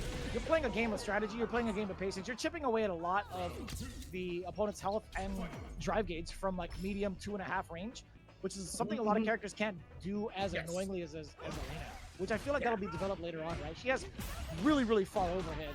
But now also, if she gets to sneak in some of these punish counters and also this pressure, she could get corner carry like crazy. Right. Yeah, I mean, like I said, I feel like she's going to play distance like Manon, but then, unlike Manon, who wants to, train you into blocking and get command throws, Elena just wants to hit you and then kind of snowball you if she can, and then back off and then try to play this slower game. And so far, Zach Boz is looking pretty good over here with this Elena. Well, actually, as soon as I say that, she got burned out. Oh, Christy gonna use one of Ken's super long-range moves in that standing median kick to snipe out Zach Boz, and now he is at match point. I think I like that. I think I like Zach Boss just holding onto the bar. 2 bars now against Chris T. I wonder if that could have been a punish from the side of Elena because of that roundhouse being out for a little bit longer. Yeah, if she on block, if you block spin sight, that she cancels into a roll, and it is pretty much guaranteed to be interruptible with a 4-frame button, if I'm not mistaken. It's gonna be Chris Terrian taking it down 3-0 against Zach Ball. Honestly, I would love to see more of that Elena. Yeah, I think he could cook. I think he could cook with Elena. Let's go with the Elena. Let's go. Yeah. I'd be really happy to see some more Elena. I can't wait to see some of these Elena specialists. Actually, what does Sejan think of Elena? I haven't seen his opinion because, Elena is one of his favorite characters, and he is very good at kind of deducing what a character should do. I'm curious what he thinks of the character so far. No idea. I actually haven't been able to check out a lot of his stuff just because of travel, mostly because we've been all over the place. It's all good. It's all good. I would love to hear his insight, genuinely. That's a character he was very, very much so excited for. But even before all that, again, Zach Boss still has another chance to play over on the loser side, right? He's coming in hot with losers finals placement now. We should be well within top 4 territory with Noah the Prodigy gearing up against Samurai. Actually, now that I think about it, when I say that, she has kind of a similar thing as Manon, just because she has the long range and stuff. I wonder if that means she actually would be really good for IDOM. Because I know IDOM was, thinking about thinking about Elena, but obviously Elena took a while to come out. But now that she's here, I wonder if IDOM is going to give her a legit chance. I think that'd be really cool to see. Yeah, that would be a pretty good deal. IDOM honestly, I would love to see it. Yeah, exactly. I was just about to say, IDOM would be a fun Elena specialist, in my opinion. The way that he used Laura, even without the command grabs, like he would just have the sequences where he just beat you up, and I feel like he could do that with Elena really well, really, really well. No, the Prodigy getting the full punish counter. That was actually mad ambiguous. Samurai missing an eye, but he's not going to look like Sagat much longer. We got to change that up with the name to get the busts out temporarily. Oh, help me! Bricka bracka bricka bracka sis boom ba. Samurai, samurai, rah, rah. Brother, what in the hell is happening? Are you okay? Oh man, it's a Bugs Bunny reference. Come on. I got it, but I still gotta ask, Yeah, for sure. It's like David says, nobody knows what I'm referencing these days. So. No, I get it. Well, like Professor Oak says, there's a time and place for everything. Dude. That's like exactly. I'm totally sorry. All right, but Noah the Prodigy, as I mentioned, back on the loop, not going to try to go for the Cammy here. Obviously, use the Cammy against Ken, but maybe not Samurai. Maybe it's the person, might not even be the character, right? Perhaps. I think there's something that Noah the Prodigy. Ooh, maybe I spoke too soon. Oh, but no, big punish. It's totally fine. A bit of a scramble on both ends. This is going to be great.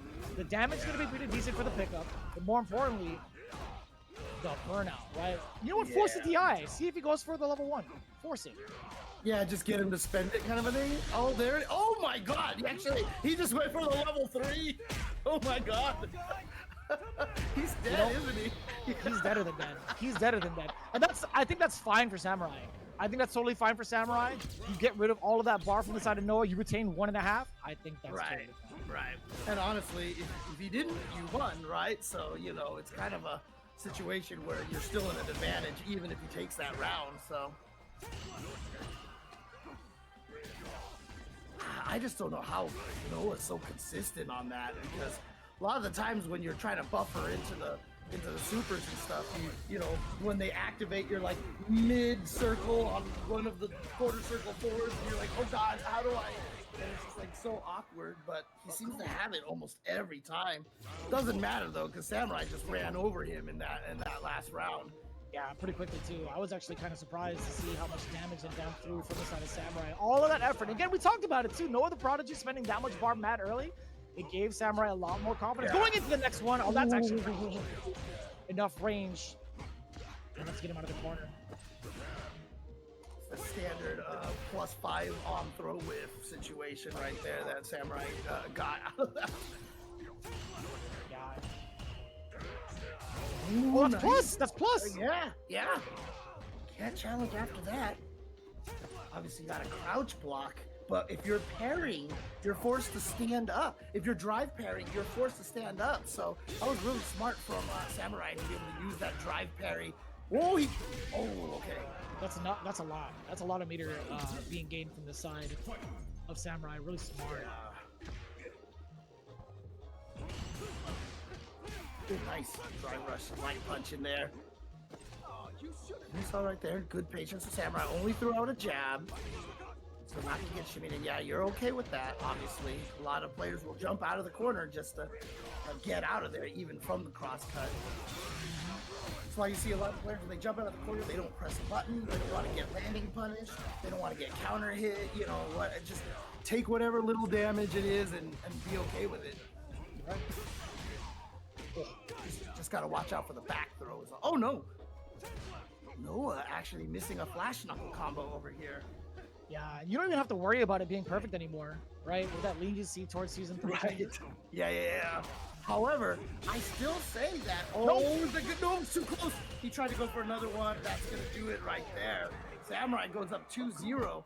And I've always said this about Luke. I always feel like Luke's biggest weakness is that you're gonna drop a flash knuckle combo here and there, and when it happens, like sometimes it can cost you rounds like that. Because I feel like if he had gotten it, he might have just been able to finish out that round. Possibly. Now, with this much of a lead for Samurai, Noah going for the Bison. Wait, what? Have we seen this before? I have no idea how to call this one, James. To be very genuine with you. I have no idea how to call this one. But again, I like this though. I like this. He's clearly trying to find some good secondary characters, or maybe even a new primary character, right? Because most people do still believe that Luke is not, you know, quite as high tier as some of these other characters, as Cammy and Bison. Sure. And I agree. I think that's a very general statement for a lot of both like the Luke players and other like observers that are currently within the scene, right? Yeah, absolutely. And Datapon in the chat says that, yeah, he has a pocket Bison, so clearly he's shown this before. So maybe not as much in tournaments, but on his streams, I'm sure you've seen it. Ooh, wow! Could get the DG out in time. No, the projectile. So smart from the side of Samurai, honestly. And you know, it's crazy because of that interaction, characters with projectiles are actually at a big advantage, you know, because they can go for those meaties and not worry about level ones. That feels kind of good, honestly. Just another one of the many things that Akuma can do. Level 2. Yes, sir. Get him dry. Meaty fireball time. Yep, there it is, like we were talking about. Let's do it again. Actually just goes in for the pressure instead, but there's that buffalo right there. Now, here we go, ODDP, he just wants to keep the pressure. Oh, the jump back, but he hit the button in the air a little too early, it just whiffed. That's weird. Oh, but he's gonna get the hit here anyway. Noah should be able to finish this off. Yes, he does. Spends one of the meters just to be absolutely sure. Right on. Get some more games in, though. That's what I'm talking about. Samurai, the best Cambodian Street Fighter player, is I mean, could be. And Datapon, if I'm not mistaken, if you're talking about CEO, he got sent to Losers 3-0 by NL, and then he lost to NL in Losers Finals. So 3-0 again, I think it was, or 3-1. So yeah, Punk lost to NL twice. It was a double. Yeah. I mean, honestly, Punk was playing fantastic. He was playing like a monster, but NL was just, he ate his Wheaties that morning, dude. There was, we'll get into that when we get there, actually. I'll talk about it in a bit. But Sure. remind me in the chat for sure. Okay. Noah looking pretty strong right now. We're going to get a bunch of throw loops, honestly, and close to forcing Samurai to make a breakthrough with maybe an uppercut. That could have been huge. He could have done crouching medium kick, but he did it too delayed. Did you see that? Yeah, I mean, he could have even just canceled that scissor kick potentially, but it's going to be level 3 here, and this is going to hurt quite a bit. Ugh. Here we go, almost that burnout as well. Oh, did Samurai really just try to go for the command grab? He really just go for that, 'cause now... Oh, that counts. That counts towards Samurai. Wow, you know what? Even if you know the DB can't beat Medius, just do it anyway. Because if they mistime it and you trade, you might win. Oh no! That's wild. Oh my goodness! If he had medied enough, if he had done something else to properly meaty, I think he would have been just fine. Oh yeah. That was definitely a mistiming from Noah right there. But again, like literally, since that's a trade, he was off by a single frame. If he had just pressed the heavy button 1 frame earlier, he would have won. If he had hit standing medium kick, he would have won. But he wanted to go for the heavy punch, and it cost him. Yeah, that's kind of rough. That actually is kind of rough. Oh, that's brutal. What were you saying about the Punk NL situation? Actually, I think they're gonna have to play it out again. Wait, really? Wait, why? We're gonna stand by for the rules check just in case. Dual Kevin had actually marked it. He said that's 2-0 still. In the case of so I guess during official CPT, in the case of a double KO, it might just stand as a remake. But we'll see. We're actually gonna get the official rules. I'm gonna actually check that out right now. CPT ruling. It's not the they both get one. Okay, that makes sense. Yeah. Okay. Let me see. Let me look at this real quick. I already have the stuff out. Also, shout outs to Dual Kevin. What's going on, Dual Kevin? Both of them are my favorite, equally. Oh yeah, for sure. Yeah, absolutely. Yeah. Let me see. Ta-da. 3.6 says Shen Khan here. If a battle ends in a draw game, the result of that battle shall be null and void, and the battle shall be played again with the same character and control type. There you go. Pretty awesome. Good. More games. Shout out to Shen Khan as well, guy who's always running the Unga Down Under, doing a lot of work for that Australian scene, and also being quite a good player himself. So very cool. That's my guy. Yeah, that's my guy right there. So we are gonna get more games. I like that. Yeah. All right. Even better. And yeah, Alendis mentions that we all have 2 Kevins inside, all of us. I don't know about that because no, I'm not touching that. Nope. That's all you, chat. That's all you, Kevin and chat. Honestly, that's what you guys need to do. We'll bring up that point again in just a bit. I wanted to make sure like the double KO was talked about. But either way. Okay, yeah, for sure. Noah getting another chance at life. Type it in the thing in the Discord chat so I do not forget. But I do want to harp on it a little bit when we get the time. Samurai double KO thing. Okay. No, the thing with the NL Punk. Yes. Okay. Oh. The mine is alive. Plus frames after that. Plus actually with the background house. Samurai possibly trying to get out of the way, but counter hit yet again. Oh, this is tough. Wow. Just walk right up to him. Neither of them press the button. A drive rush with punish on that overhead. But that was a far overhead. I don't know if Samurai meant to do that. I don't think so. I didn't try it. Okay. And he just got his knee back. Ooh. OD. So we find or the Prodigy not really in a position to kind of pursue offense, but he's trying to tempt the issue a little bit. He's gonna be backing away. The jumping. I do feel like Bison is a character that can't survive in the burnout as easily as Luke. Obviously, he has great normal, but standing medium kick is just such a great, zoning defensive time wasting tool. True. But if you get in on him, he is in trouble. And speaking of in trouble, and yeah, just like you said before, Samurai was down a lot in that round and, you know, found a way to come back. So he's really good at just picking his moments to take you out. Very, very Kobe Bryant-like, I will say. I'll take that. 100%. Oh, yeah. Wait till the fourth quarter to take everybody out here. All right, here we go. Ooh, pretty scary. Wow. Just believing, hey, you know what might mess up that combo, so let me just do that. That was insane. Yeah. Again, Samurai with a deficit here, but we've seen that hasn't caused any problems. And he's got 3 bars. Oh, again. I like what Northern Flash is doing, just chipping away. Oh, did he get him? Oh, he hella got him, James. Is this good? Oh, he's hella dead, brother. He's got more life to spare after that. Die 1,000 deaths, brother. I don't like the way Bison's posing at the end of that, but I'll tell you what. Face to the floor. Samurai. 3-0 against Noah. Damn, son. That was messed up. It was like 3-0 and 1, technically, right? Because we did get the tie in there. So, but yeah, I mean, so very important for Akuma.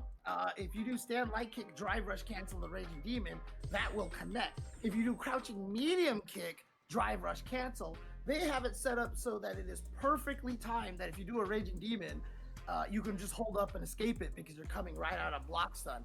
Unless you can delay the Raging Demon by 1 or 2 frames, which is not easy to do. But I have a whole video on that, so if you actually want to check that out, you know, on youtube.com/jchenzo, you can actually check out my tech to be able to do crouching medium kick, drive rush, cancel the Raging Demon, which I haven't seen anybody use, and I think is really valuable. So sick. Because also, the other cool thing about it is if you crouching medium kick, drive rush, cancel, and they hold up back, standing medium punch, standing medium kick, all automatically timed to catch you out of the pre-jump frames. So it's like, it's a really powerful mix-up, honestly.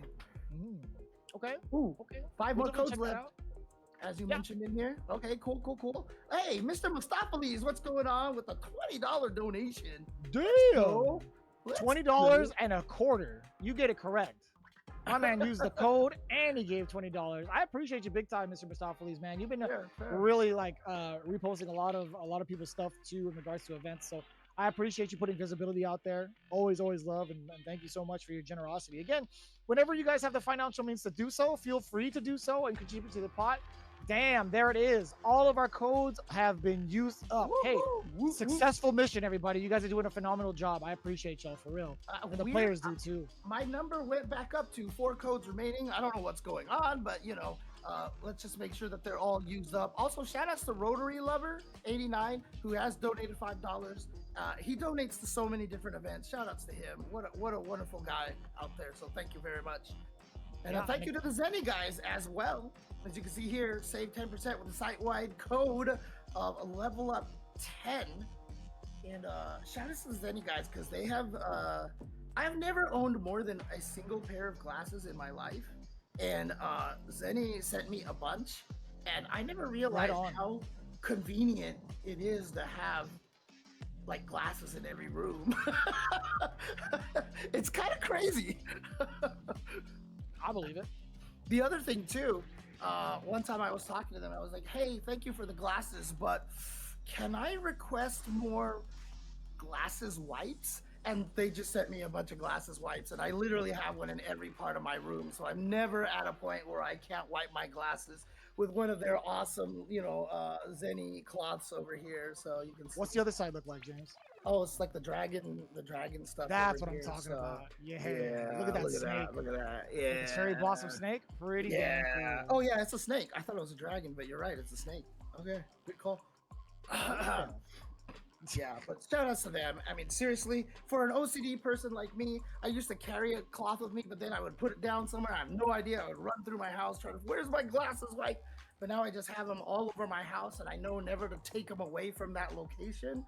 And so everywhere I go, if I'm in my bedroom, it's there. If I'm where I watch TV and eat, it's there. If I'm here at my gaming station, I have one.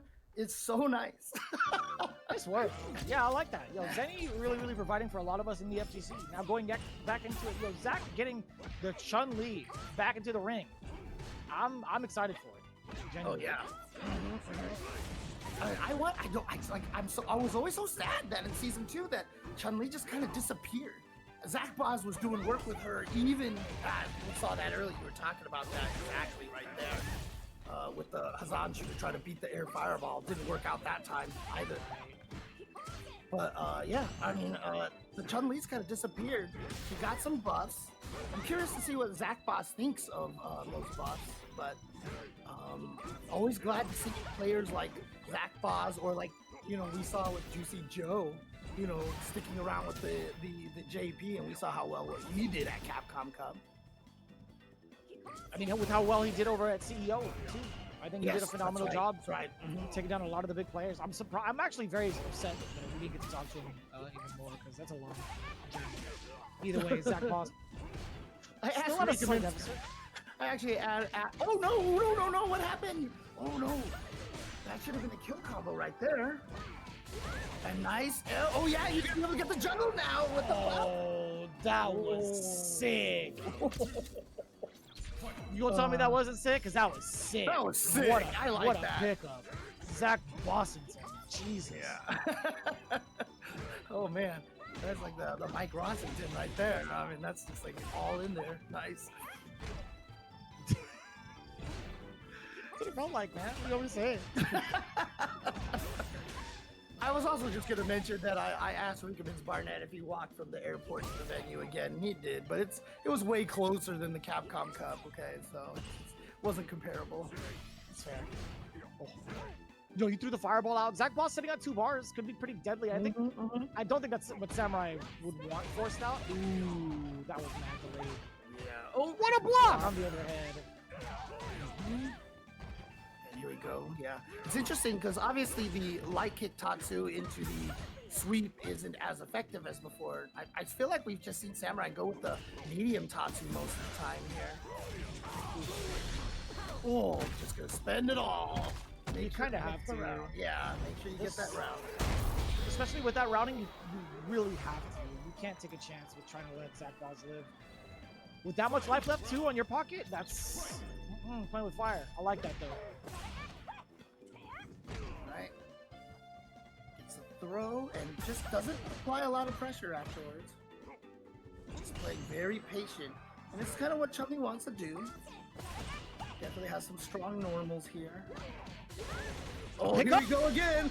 Oh, he's gonna go right into the level 3. He wants to go everything here because I think he's trying to gain a lot of that drive gauge back. Nah, dude, you're establishing mad dominance. Well, actually, no, it is definitely, your point is extremely valid. It's both. I mean, honestly. Yeah, that's what it feels like for sure. Oh, the wake up crouch medium kick to blow up the shimmy. Zach Boz taking game number 1. Damn, son. This is actually developing to be quite the set, even just off of the first game. I like that.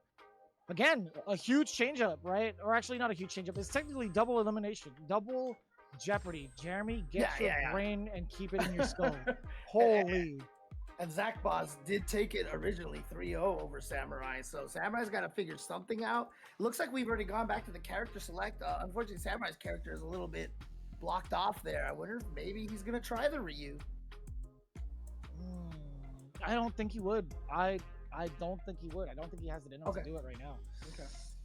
Not enough experience with the character yet, basically, right? Is what you're saying.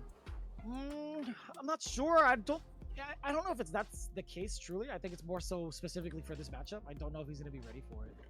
Okay. Fair enough. How are you feeling? Right, well, Sam, actually much better. Good. You know what? Hydrate. I got you. I'm gonna do that. I need to do that because I need to go to the gym. Hydrate. But anyways, you're right. Everybody take some time out. You know, Samurai, he's taking his time, right? He likes to do the full breather, calm himself down, get ready for the next one. This time, I want you guys to hydrate in the meantime too. You know? Yeah, sure. Absolutely. When they had it for a while, that it would just kind of be an automatic, you know, hydrate message in the chat. It's actually kind of useful. So because I have definitely played so long before and like not paid attention that like my throat starts to hurt. You know that thing that hangs to the back of your throat like swells up and stuff. It's really nasty. So. All right. Sounds You mean sounds great.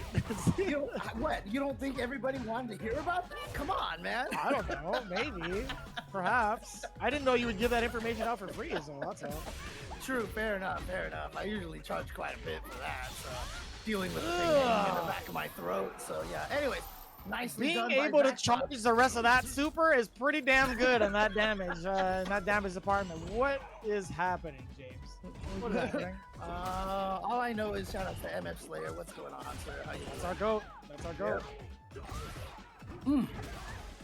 Oh, yeah, I tried it again. That Hazanchu didn't quite work out again. I think he's like 0 for 3 on that, but he doesn't care. No, he hasn't gotten hurt a lot of damage out of it, so. I know. I love how Vi's favorite thing to say is "Pow Pow Cafe" every time it comes up. Literally.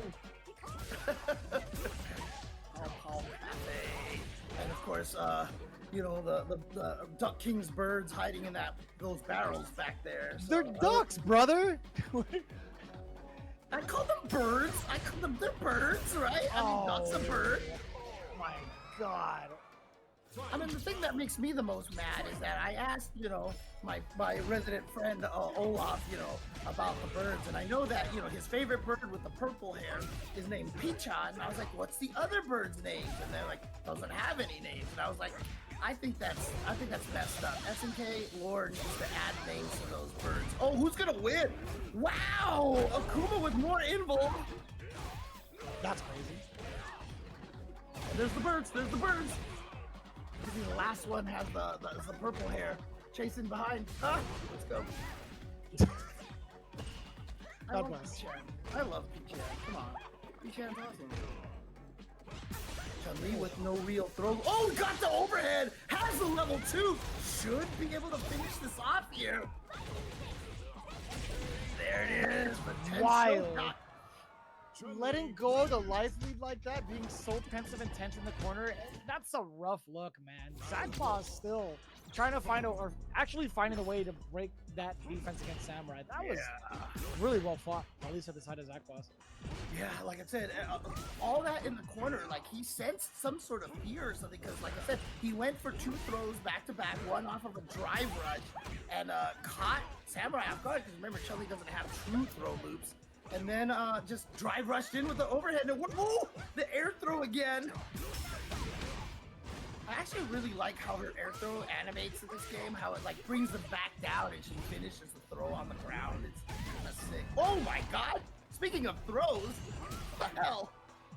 That's kind of wild. Teleport is a throw out of nowhere, but Zakboss should be able to get the kill here as well. There it is. Looking at match point, looking to repeat the exact results that we saw right at the top of show. Zakboss, if he can do it right now, ooh, he gets to assert his dominance over Samurai Akuma. Yeah, but a great perfect parry on the projectile to start the round and catch Zakboss off guard. Gets Samurai in the corner, but look at that, the crouch heavy punch. And again, crouch heavy punch at that range is really good because for people who are looking to whiff punish your buttons with kind of like that option select timing, anything that has more than one hit, more active frames, a lot of people will swing themselves into the second hits if they're autopiloting the whiff punish. Oh no! The buffs! The buffs! Damn, son. This guy's pretty damn good, I'll tell you what. Zakboss 3-0ing Samurai again, son. Again. Yeah. That feels difficult. Yeah, it's definitely going to be something Samurai's going to have to look at, try to figure out a way to challenge that there. But, you know, again, look, I've always been one of Samurai's biggest fans, but I can't help but be excited to see some Chun-Li's back in action doing some damage here. Yeah. So, by the way, do we have time to talk about the NL versus Punk thing that you wanted to talk about? Yeah, so there was a lot of specific Kami tech that was used from the side of NL during moments where Punk would try to hit crouching fierce specifically off of a counter Mhm. hit, there was a lot of pushback. If you had noticed, somebody had highlighted it on Twitter. Oh, right. I know what you're talking about. Yeah. Yeah, I forgot who had actually put it out there in the first place. So like NL had actually done a lot of research specifically towards what Punk's offensive tendencies are and found the right pushback button to force an awkward spacing from the counter hit. Now, I don't know for certain if it's one of those issues where that would actually replicate the same type of results in spacing if it was a point blank crouching heavy punch from the side of Cammy or not. Yeah, from what I saw, I don't think it was. So it did look like it was a little farther away. Regardless if it's tech or not, just being aware of the fact that he might miss and just having the punish right there on deck was it's pretty impressive, because a lot of times when we get hit, we're just like, oh, I hope I can block, kind of thing. But to actively be aware, they might whiff to actually hit them. So shout outs to Triumph, by the way, for the raid. What's going on? If I'm not mistaken, fellow Kimberly player Triumph out there. So no, he is definitely a Luke modern main, and also mine, and possibly. Might be thinking of somebody else. Okay, I'm sorry. My bad. You're definitely gonna think about him now. Yo, happy birthday, big dog. I actually haven't been able to like check out the stream. I was kind of lurking, but happy birthday to my boy Triumph. Absolutely. Easiest person to spot in the crowd, I'll tell you what, man. Hey, look at this. Zach Boss going with Elena versus Chris T. He's got to reset this. This is obviously grand finals here. Chris T just needs to win one set. Zach Boss needs to win the 2 sets. That's right. It's going to be a pretty big deal, right? Going into the very first World Warrior. Oh, yeah, I love that change. Oh, the counter hit knockdown. Yeah, I'd much rather just take it knockdown instead of, okay, the DI. Don't worry about that last statement. Here comes the damage. I mean, didn't they say that was supposed to be a nerf to Ken, so he can't get the light kick into DP or something like that? But yeah, without a doubt. I think that's a buff for the rest of the cast is what I meant. Oh, okay. I see. You like that? Because part of my brain still sees you a little bit as a Ken player, but my bad. Oh, that's season 1. Right, yeah, exactly. That's where I made the mistake. That's my bad. I see what you mean. Again, see right there, Zach Boss knew. Yeah, that's not a safe jump, so he didn't actually try to do anything right there. All right, yeah, not a safe jump, but you can backdash and bait out a throw. Chris has all the mix-ups regardless. Okay, roll. Yep. Okay, get the throw. That is big damage in that situation. Really plus on that mallet smash there. Oh dear. What is she doing, dude? Holy crap. A lot of damage, James. A lot of damage. And here we go. I wonder if there was a way to maybe get level 1 super off of Rhino Horn. Probably not. Oh, probably not, because that's definitely a cancel into the level 3. It's not a link. Oh, nice. Standing light kick, counter hit, dry rush cancel. Oh no, just got the throw. That's unfortunate. Because like I said, she's got a lot of crazy things she can do off of the roll. If she cancels the first 2 hits of that spin side. True. Very, very true. That's the part of her gameplay that really fascinates me. Because, it can kind of loop into itself. If you can use the variety that she has really well, it can be very confusing, but sometimes you could also eat a level 3 like this and get drained to about 20% of your life. Oh my god! Oh, but he dropped it! And the ducks are free now! Oh no, but I don't know. Yeah, I don't know if it matters because, I mean, clearly he's burned out. It's just a really bad situation for Zach Boz there. And is he going to switch back? Oh yeah, he's already switched back to the Chun-Li. That was fast. I don't want to dismiss the damage output that Elena has because in the corner it's pretty substantial to mark. Yeah. I think most of the action though existing mid-screen and her not getting those big openings is the reason why we don't see that big damage coming out from Elena. I still think it's rather early, but a lot of the demos out there that I've seen, a lot of the clips I've seen out there right now, provide a lot of proof that she does pretty decent damage. It's just hard to get the first opener, genuinely. I mean, it's interesting when I teach people learning Street Fighter, a lot of people go, here's this cool combo. And I'm like, that's a good combo, but you got to learn combos that are from legit starters that can land in a real match. You know, those are more important than anything. Yeah, I definitely kind of agree with that. Actually, now you have to guess off of that drive rush crouching medium when you start to throw Zach Boss got in the needle to get that opener. Wake up buttons right there, catching Chris with a counter hit. And then Chris just didn't low block. Just got caught. Should be able to kill without the super. Yeah, smart choice. Again, when your combo is scaled a lot, quantity of hits becomes important. And so that lightning kick at the end for sure was going to kill in that situation. Yeah, that's fair. That's fair assessment for sure. I mean, that's why Bison's paint defense does so much damage in CVS too, right? Because it scales all the hell, but it just does so many hits, it doesn't matter. Ooh, wake up OD Tensho.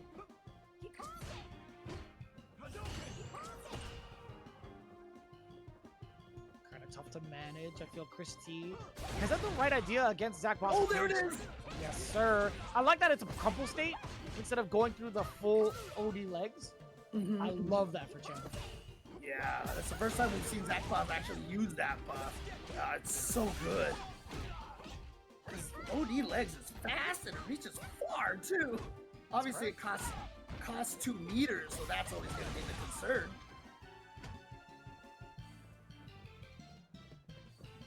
Oh, this is tough. Yeah. Nice Chris block. one shot.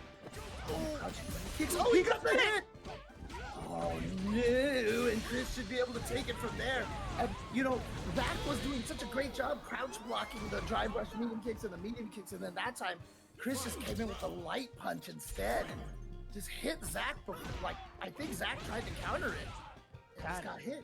Wow, that is so rough. We're still fine for now.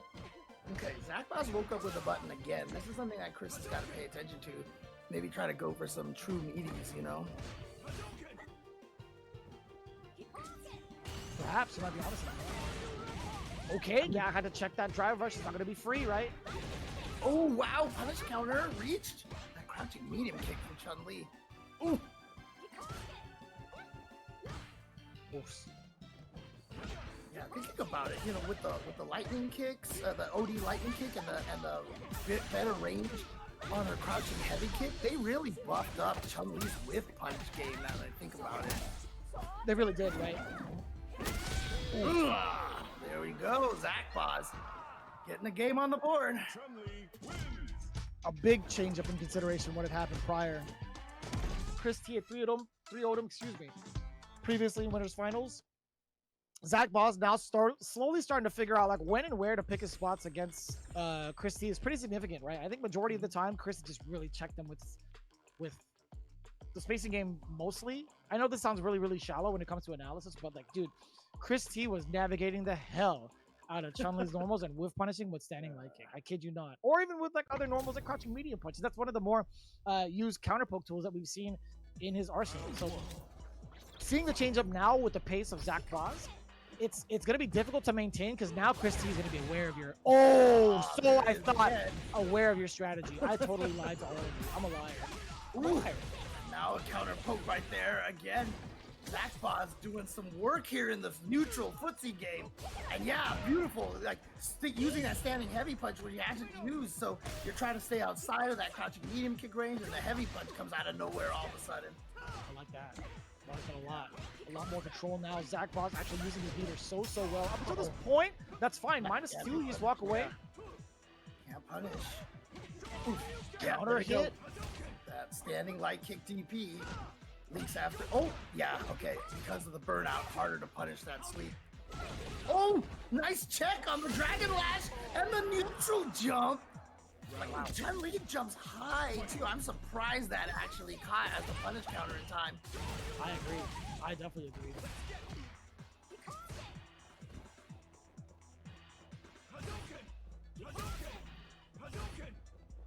Oh, that makes me so nervous. He wants Zach Boss to spend that level 2, right? Yeah. He's definitely enticing me. He's like, go ahead, spend it. Push the button. Try to fight out with that Kikosho in the corner. I'm sorry, Kikoken. The Kikoken. You're a Kikoken.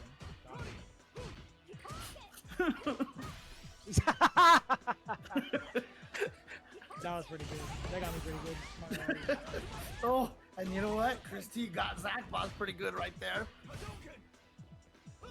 It's gonna go. What's Exact up? similar situation that we've seen from Chris T from the first exchange. Yeah, that's gonna be the round right here. Doesn't even need any of that super meter. What's up, Ringe? What's going on, man? Always happy to see him at the events. What up? Good to see you. I didn't get to commentate with Ringe this weekend. Kind of sad. Ha!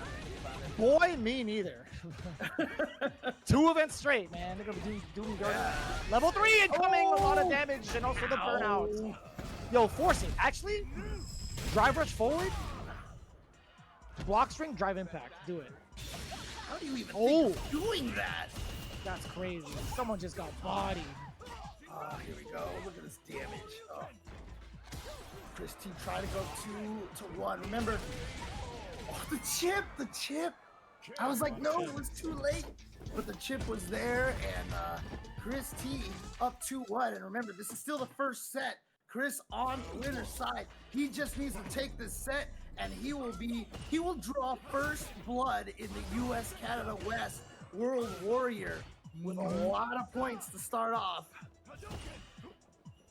Looking at it right now, but Zach Boss, who knows, man? He could tie it up 2-2, a little bit shy. So that's really smart too. We've seen a bunch of that happen over at CEO. Drive rush with grab and trying to bait the other person into falling for it, right? Into falling for the tech. A lot of the top players have been falling for that. Mid-air? No, he's not gonna get a juggle off that, unfortunately. That would have been sick if there was like a juggle save, honestly. Like, I guarantee you, he was trying to look for the whiff punish on a normal with the lightning kick, so he saw the dragon lash. His brain is already on OD legs, and so that was just the first thing that came out, and it worked, you know? I think that's fair. That's fair. That's what happens to a lot of players out there. I saw Vi one time, like, DP a Balrog dash punch, because he was, like, looking for something else, but it just worked, you know? Kind of a situation. That's my goat right there. Oh, the chip damage. Ow! It hurts. It hurts. 2 bars apiece. This is going to be pretty interesting considering Zach Boss, with the early aggression, being able to dictate the pace away from the fireballs. But Chris T, again, he's pushing the agenda. He's like, push the damn button. Let me see you spin at level 2. Oh, that's huge. Against the legs. Yep. And again, it's not a true safe jump right there. So, yeah, you see Zach Boss just crouch block in that situation. Oh, snap. You see, got more beef than the cheese. That's for you, Kevin. That's for you, brother. Oh, no. How much meter does he have to spend? You think he has? Oh, he's not going to spend any. He's like, I have such a big life lead that I am just going to try to finish you off and save my meter for the next round. It's kind of tough. Yeah. Oh, I like that. Okay. Air to air. Chris not even opting to press the fireball. Already stole the fireball. Damn! He was That's rough. Oh, no. He was baiting the ODDP. He was baiting the ODDP on the, drive rush cancel option select. Possibly? I thought that was a raw drive rush. I'm not gonna lie to you. Oh, was it a raw drive rush? Oh, I thought it was. Okay.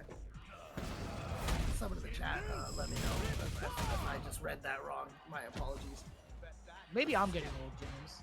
Maybe I'm just an oh boy. You know, it's okay. We're all getting old. That was ominous as hell, dude. A little bit. So is this ending? Wait a minute. One more sequence counter hit, if anything. Try to bait out. Could have been it. Chris Tarian looking at championship point. And the throw is going to be it. Unironically enough, not via throw loop. Yeah. I mean, Ken, again, I know a lot of people. Look, I'm going to take the time to tinfoil hat thing again. But, hello. You know, the way that they did Elena's throw loop, needing a resource and 1 frame perfect. Ken has that 1 frame perfect. They tweaked Rashid's, they tweaked Ed's, and I feel like they're experimenting right now and trying to see how it all works before they just slap on a throw loop solution right here. They're definitely thinking about it. And what's cool though is like I said this on Twitter and a lot of people agreed, so I'm glad I'm not the only one who's thinking that way, honestly. So I was gonna say, no, James, you're crazy, bro. You're crazy. You're crazy, man. No, I mean, I'll hats off for sure to all the players coming in for like top 8 too. And that was not an easy feat. I feel like, Chris Tarian coming in, despite what the score says, all over the place. He's at 3-0, 3-0, 3 something. I was gonna say 3-2. Am I tripping? Bro, I just want to. It was 3-1. Sorry, my mistake. 3-1. Hello.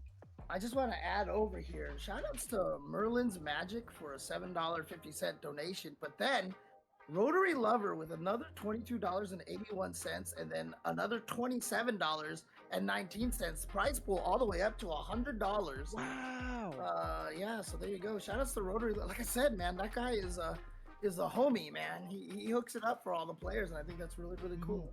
What's really wild about it is we talked about the prize pool a bunch. You guys are definitely doing a very, very significant contribution towards the prize pool, and we appreciate you guys. Just in case you guys didn't know, Christitarian now securing a bunch of points. Yeah. Going into the rest of his season for World Warrior. With the way that starts up now, he could very well find himself towards Capcom Cup 12, because that was a very, very dominant performance. Again, I want to highly encourage everybody that's currently watching, especially if you are on the up and up with a lot of your events for the West Coast, find the time to come out for World Warrior, because being able to fly out to Japan off of this circuit is a pretty huge ordeal. And right now, Christitarian totally on top of it, Zach Boss on top of it as well, getting second place, and even Samurai too. So everybody else going through it, Axel, Noah, JB, Enzo, Dr. Danny Fam, obviously well appreciated to watch you guys play.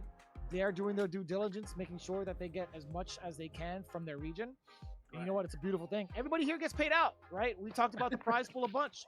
$1,000 for first place, and all the way down to the bottom, what, $300 for split between 7 and 8? Yeah, pretty damn good. For the finals, right? For the finals and for the World Warrior, right? So not for each week, right? No. Yeah. Okay. At least I don't think so. But if it is, Chris is like, can you clarify, please? You know, that'd be kind of sick. That'd be kind of godlike. I mean, shout outs honestly to Chris T. Really happy to see him doing well here.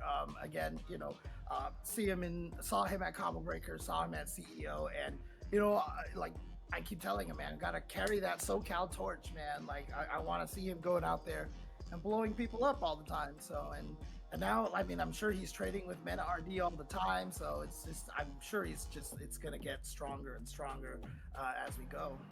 Yeah. I mean, pretty fair representation in regards to actually the split between SoCal and NorCal is pretty almost even, with the exception of Dr. Danny Pham just being in general Pacific Northwest. So right. Yeah. I'm loving the representation right now. Obviously, we could do much stronger as a unit. I feel like we have so much more to work towards. Let's have a really good season 3, huh, West Coast? Let's have a really, really good season 3. Let's put ourselves back on the map. I feel like even stronger than ever, right? I know we are up there right now with like Nephew, Chris CCH, etc. But let's bring everybody up. You guys have been doing a fantastic job of hanging out with us. We appreciate you guys coming through from the top of the show. James Chen, obviously always fun to work with you. Any last words before we go? I mean, just, you know, obviously we're playing these World Warriors, and it can be tough because you want to win this event, you want to get that trip to Japan, but the more you work with your fellow West Coast players, the stronger you're all going to become, right? So, you know, I've always talked about this. The people that you play a lot and stuff, keep telling them, keep making them stronger, because that forces you to be stronger and not to rely on things that aren't real, you know? So, I would love to see West Coast just continue to get stronger here and start doing some serious damage all around the world, honestly. Yeah. Really excited to see it. You already got a glimpse of it, and you already know what it is. This is World Warrior, US, Canada, West. In the meantime, we will sure to keep you guys updated with the scheduling. But as it stands right now, Chris T is starting his dominance in the very first one. It's been myself, Vicious, with James Chen. We'll see you guys for the next one. Be cool.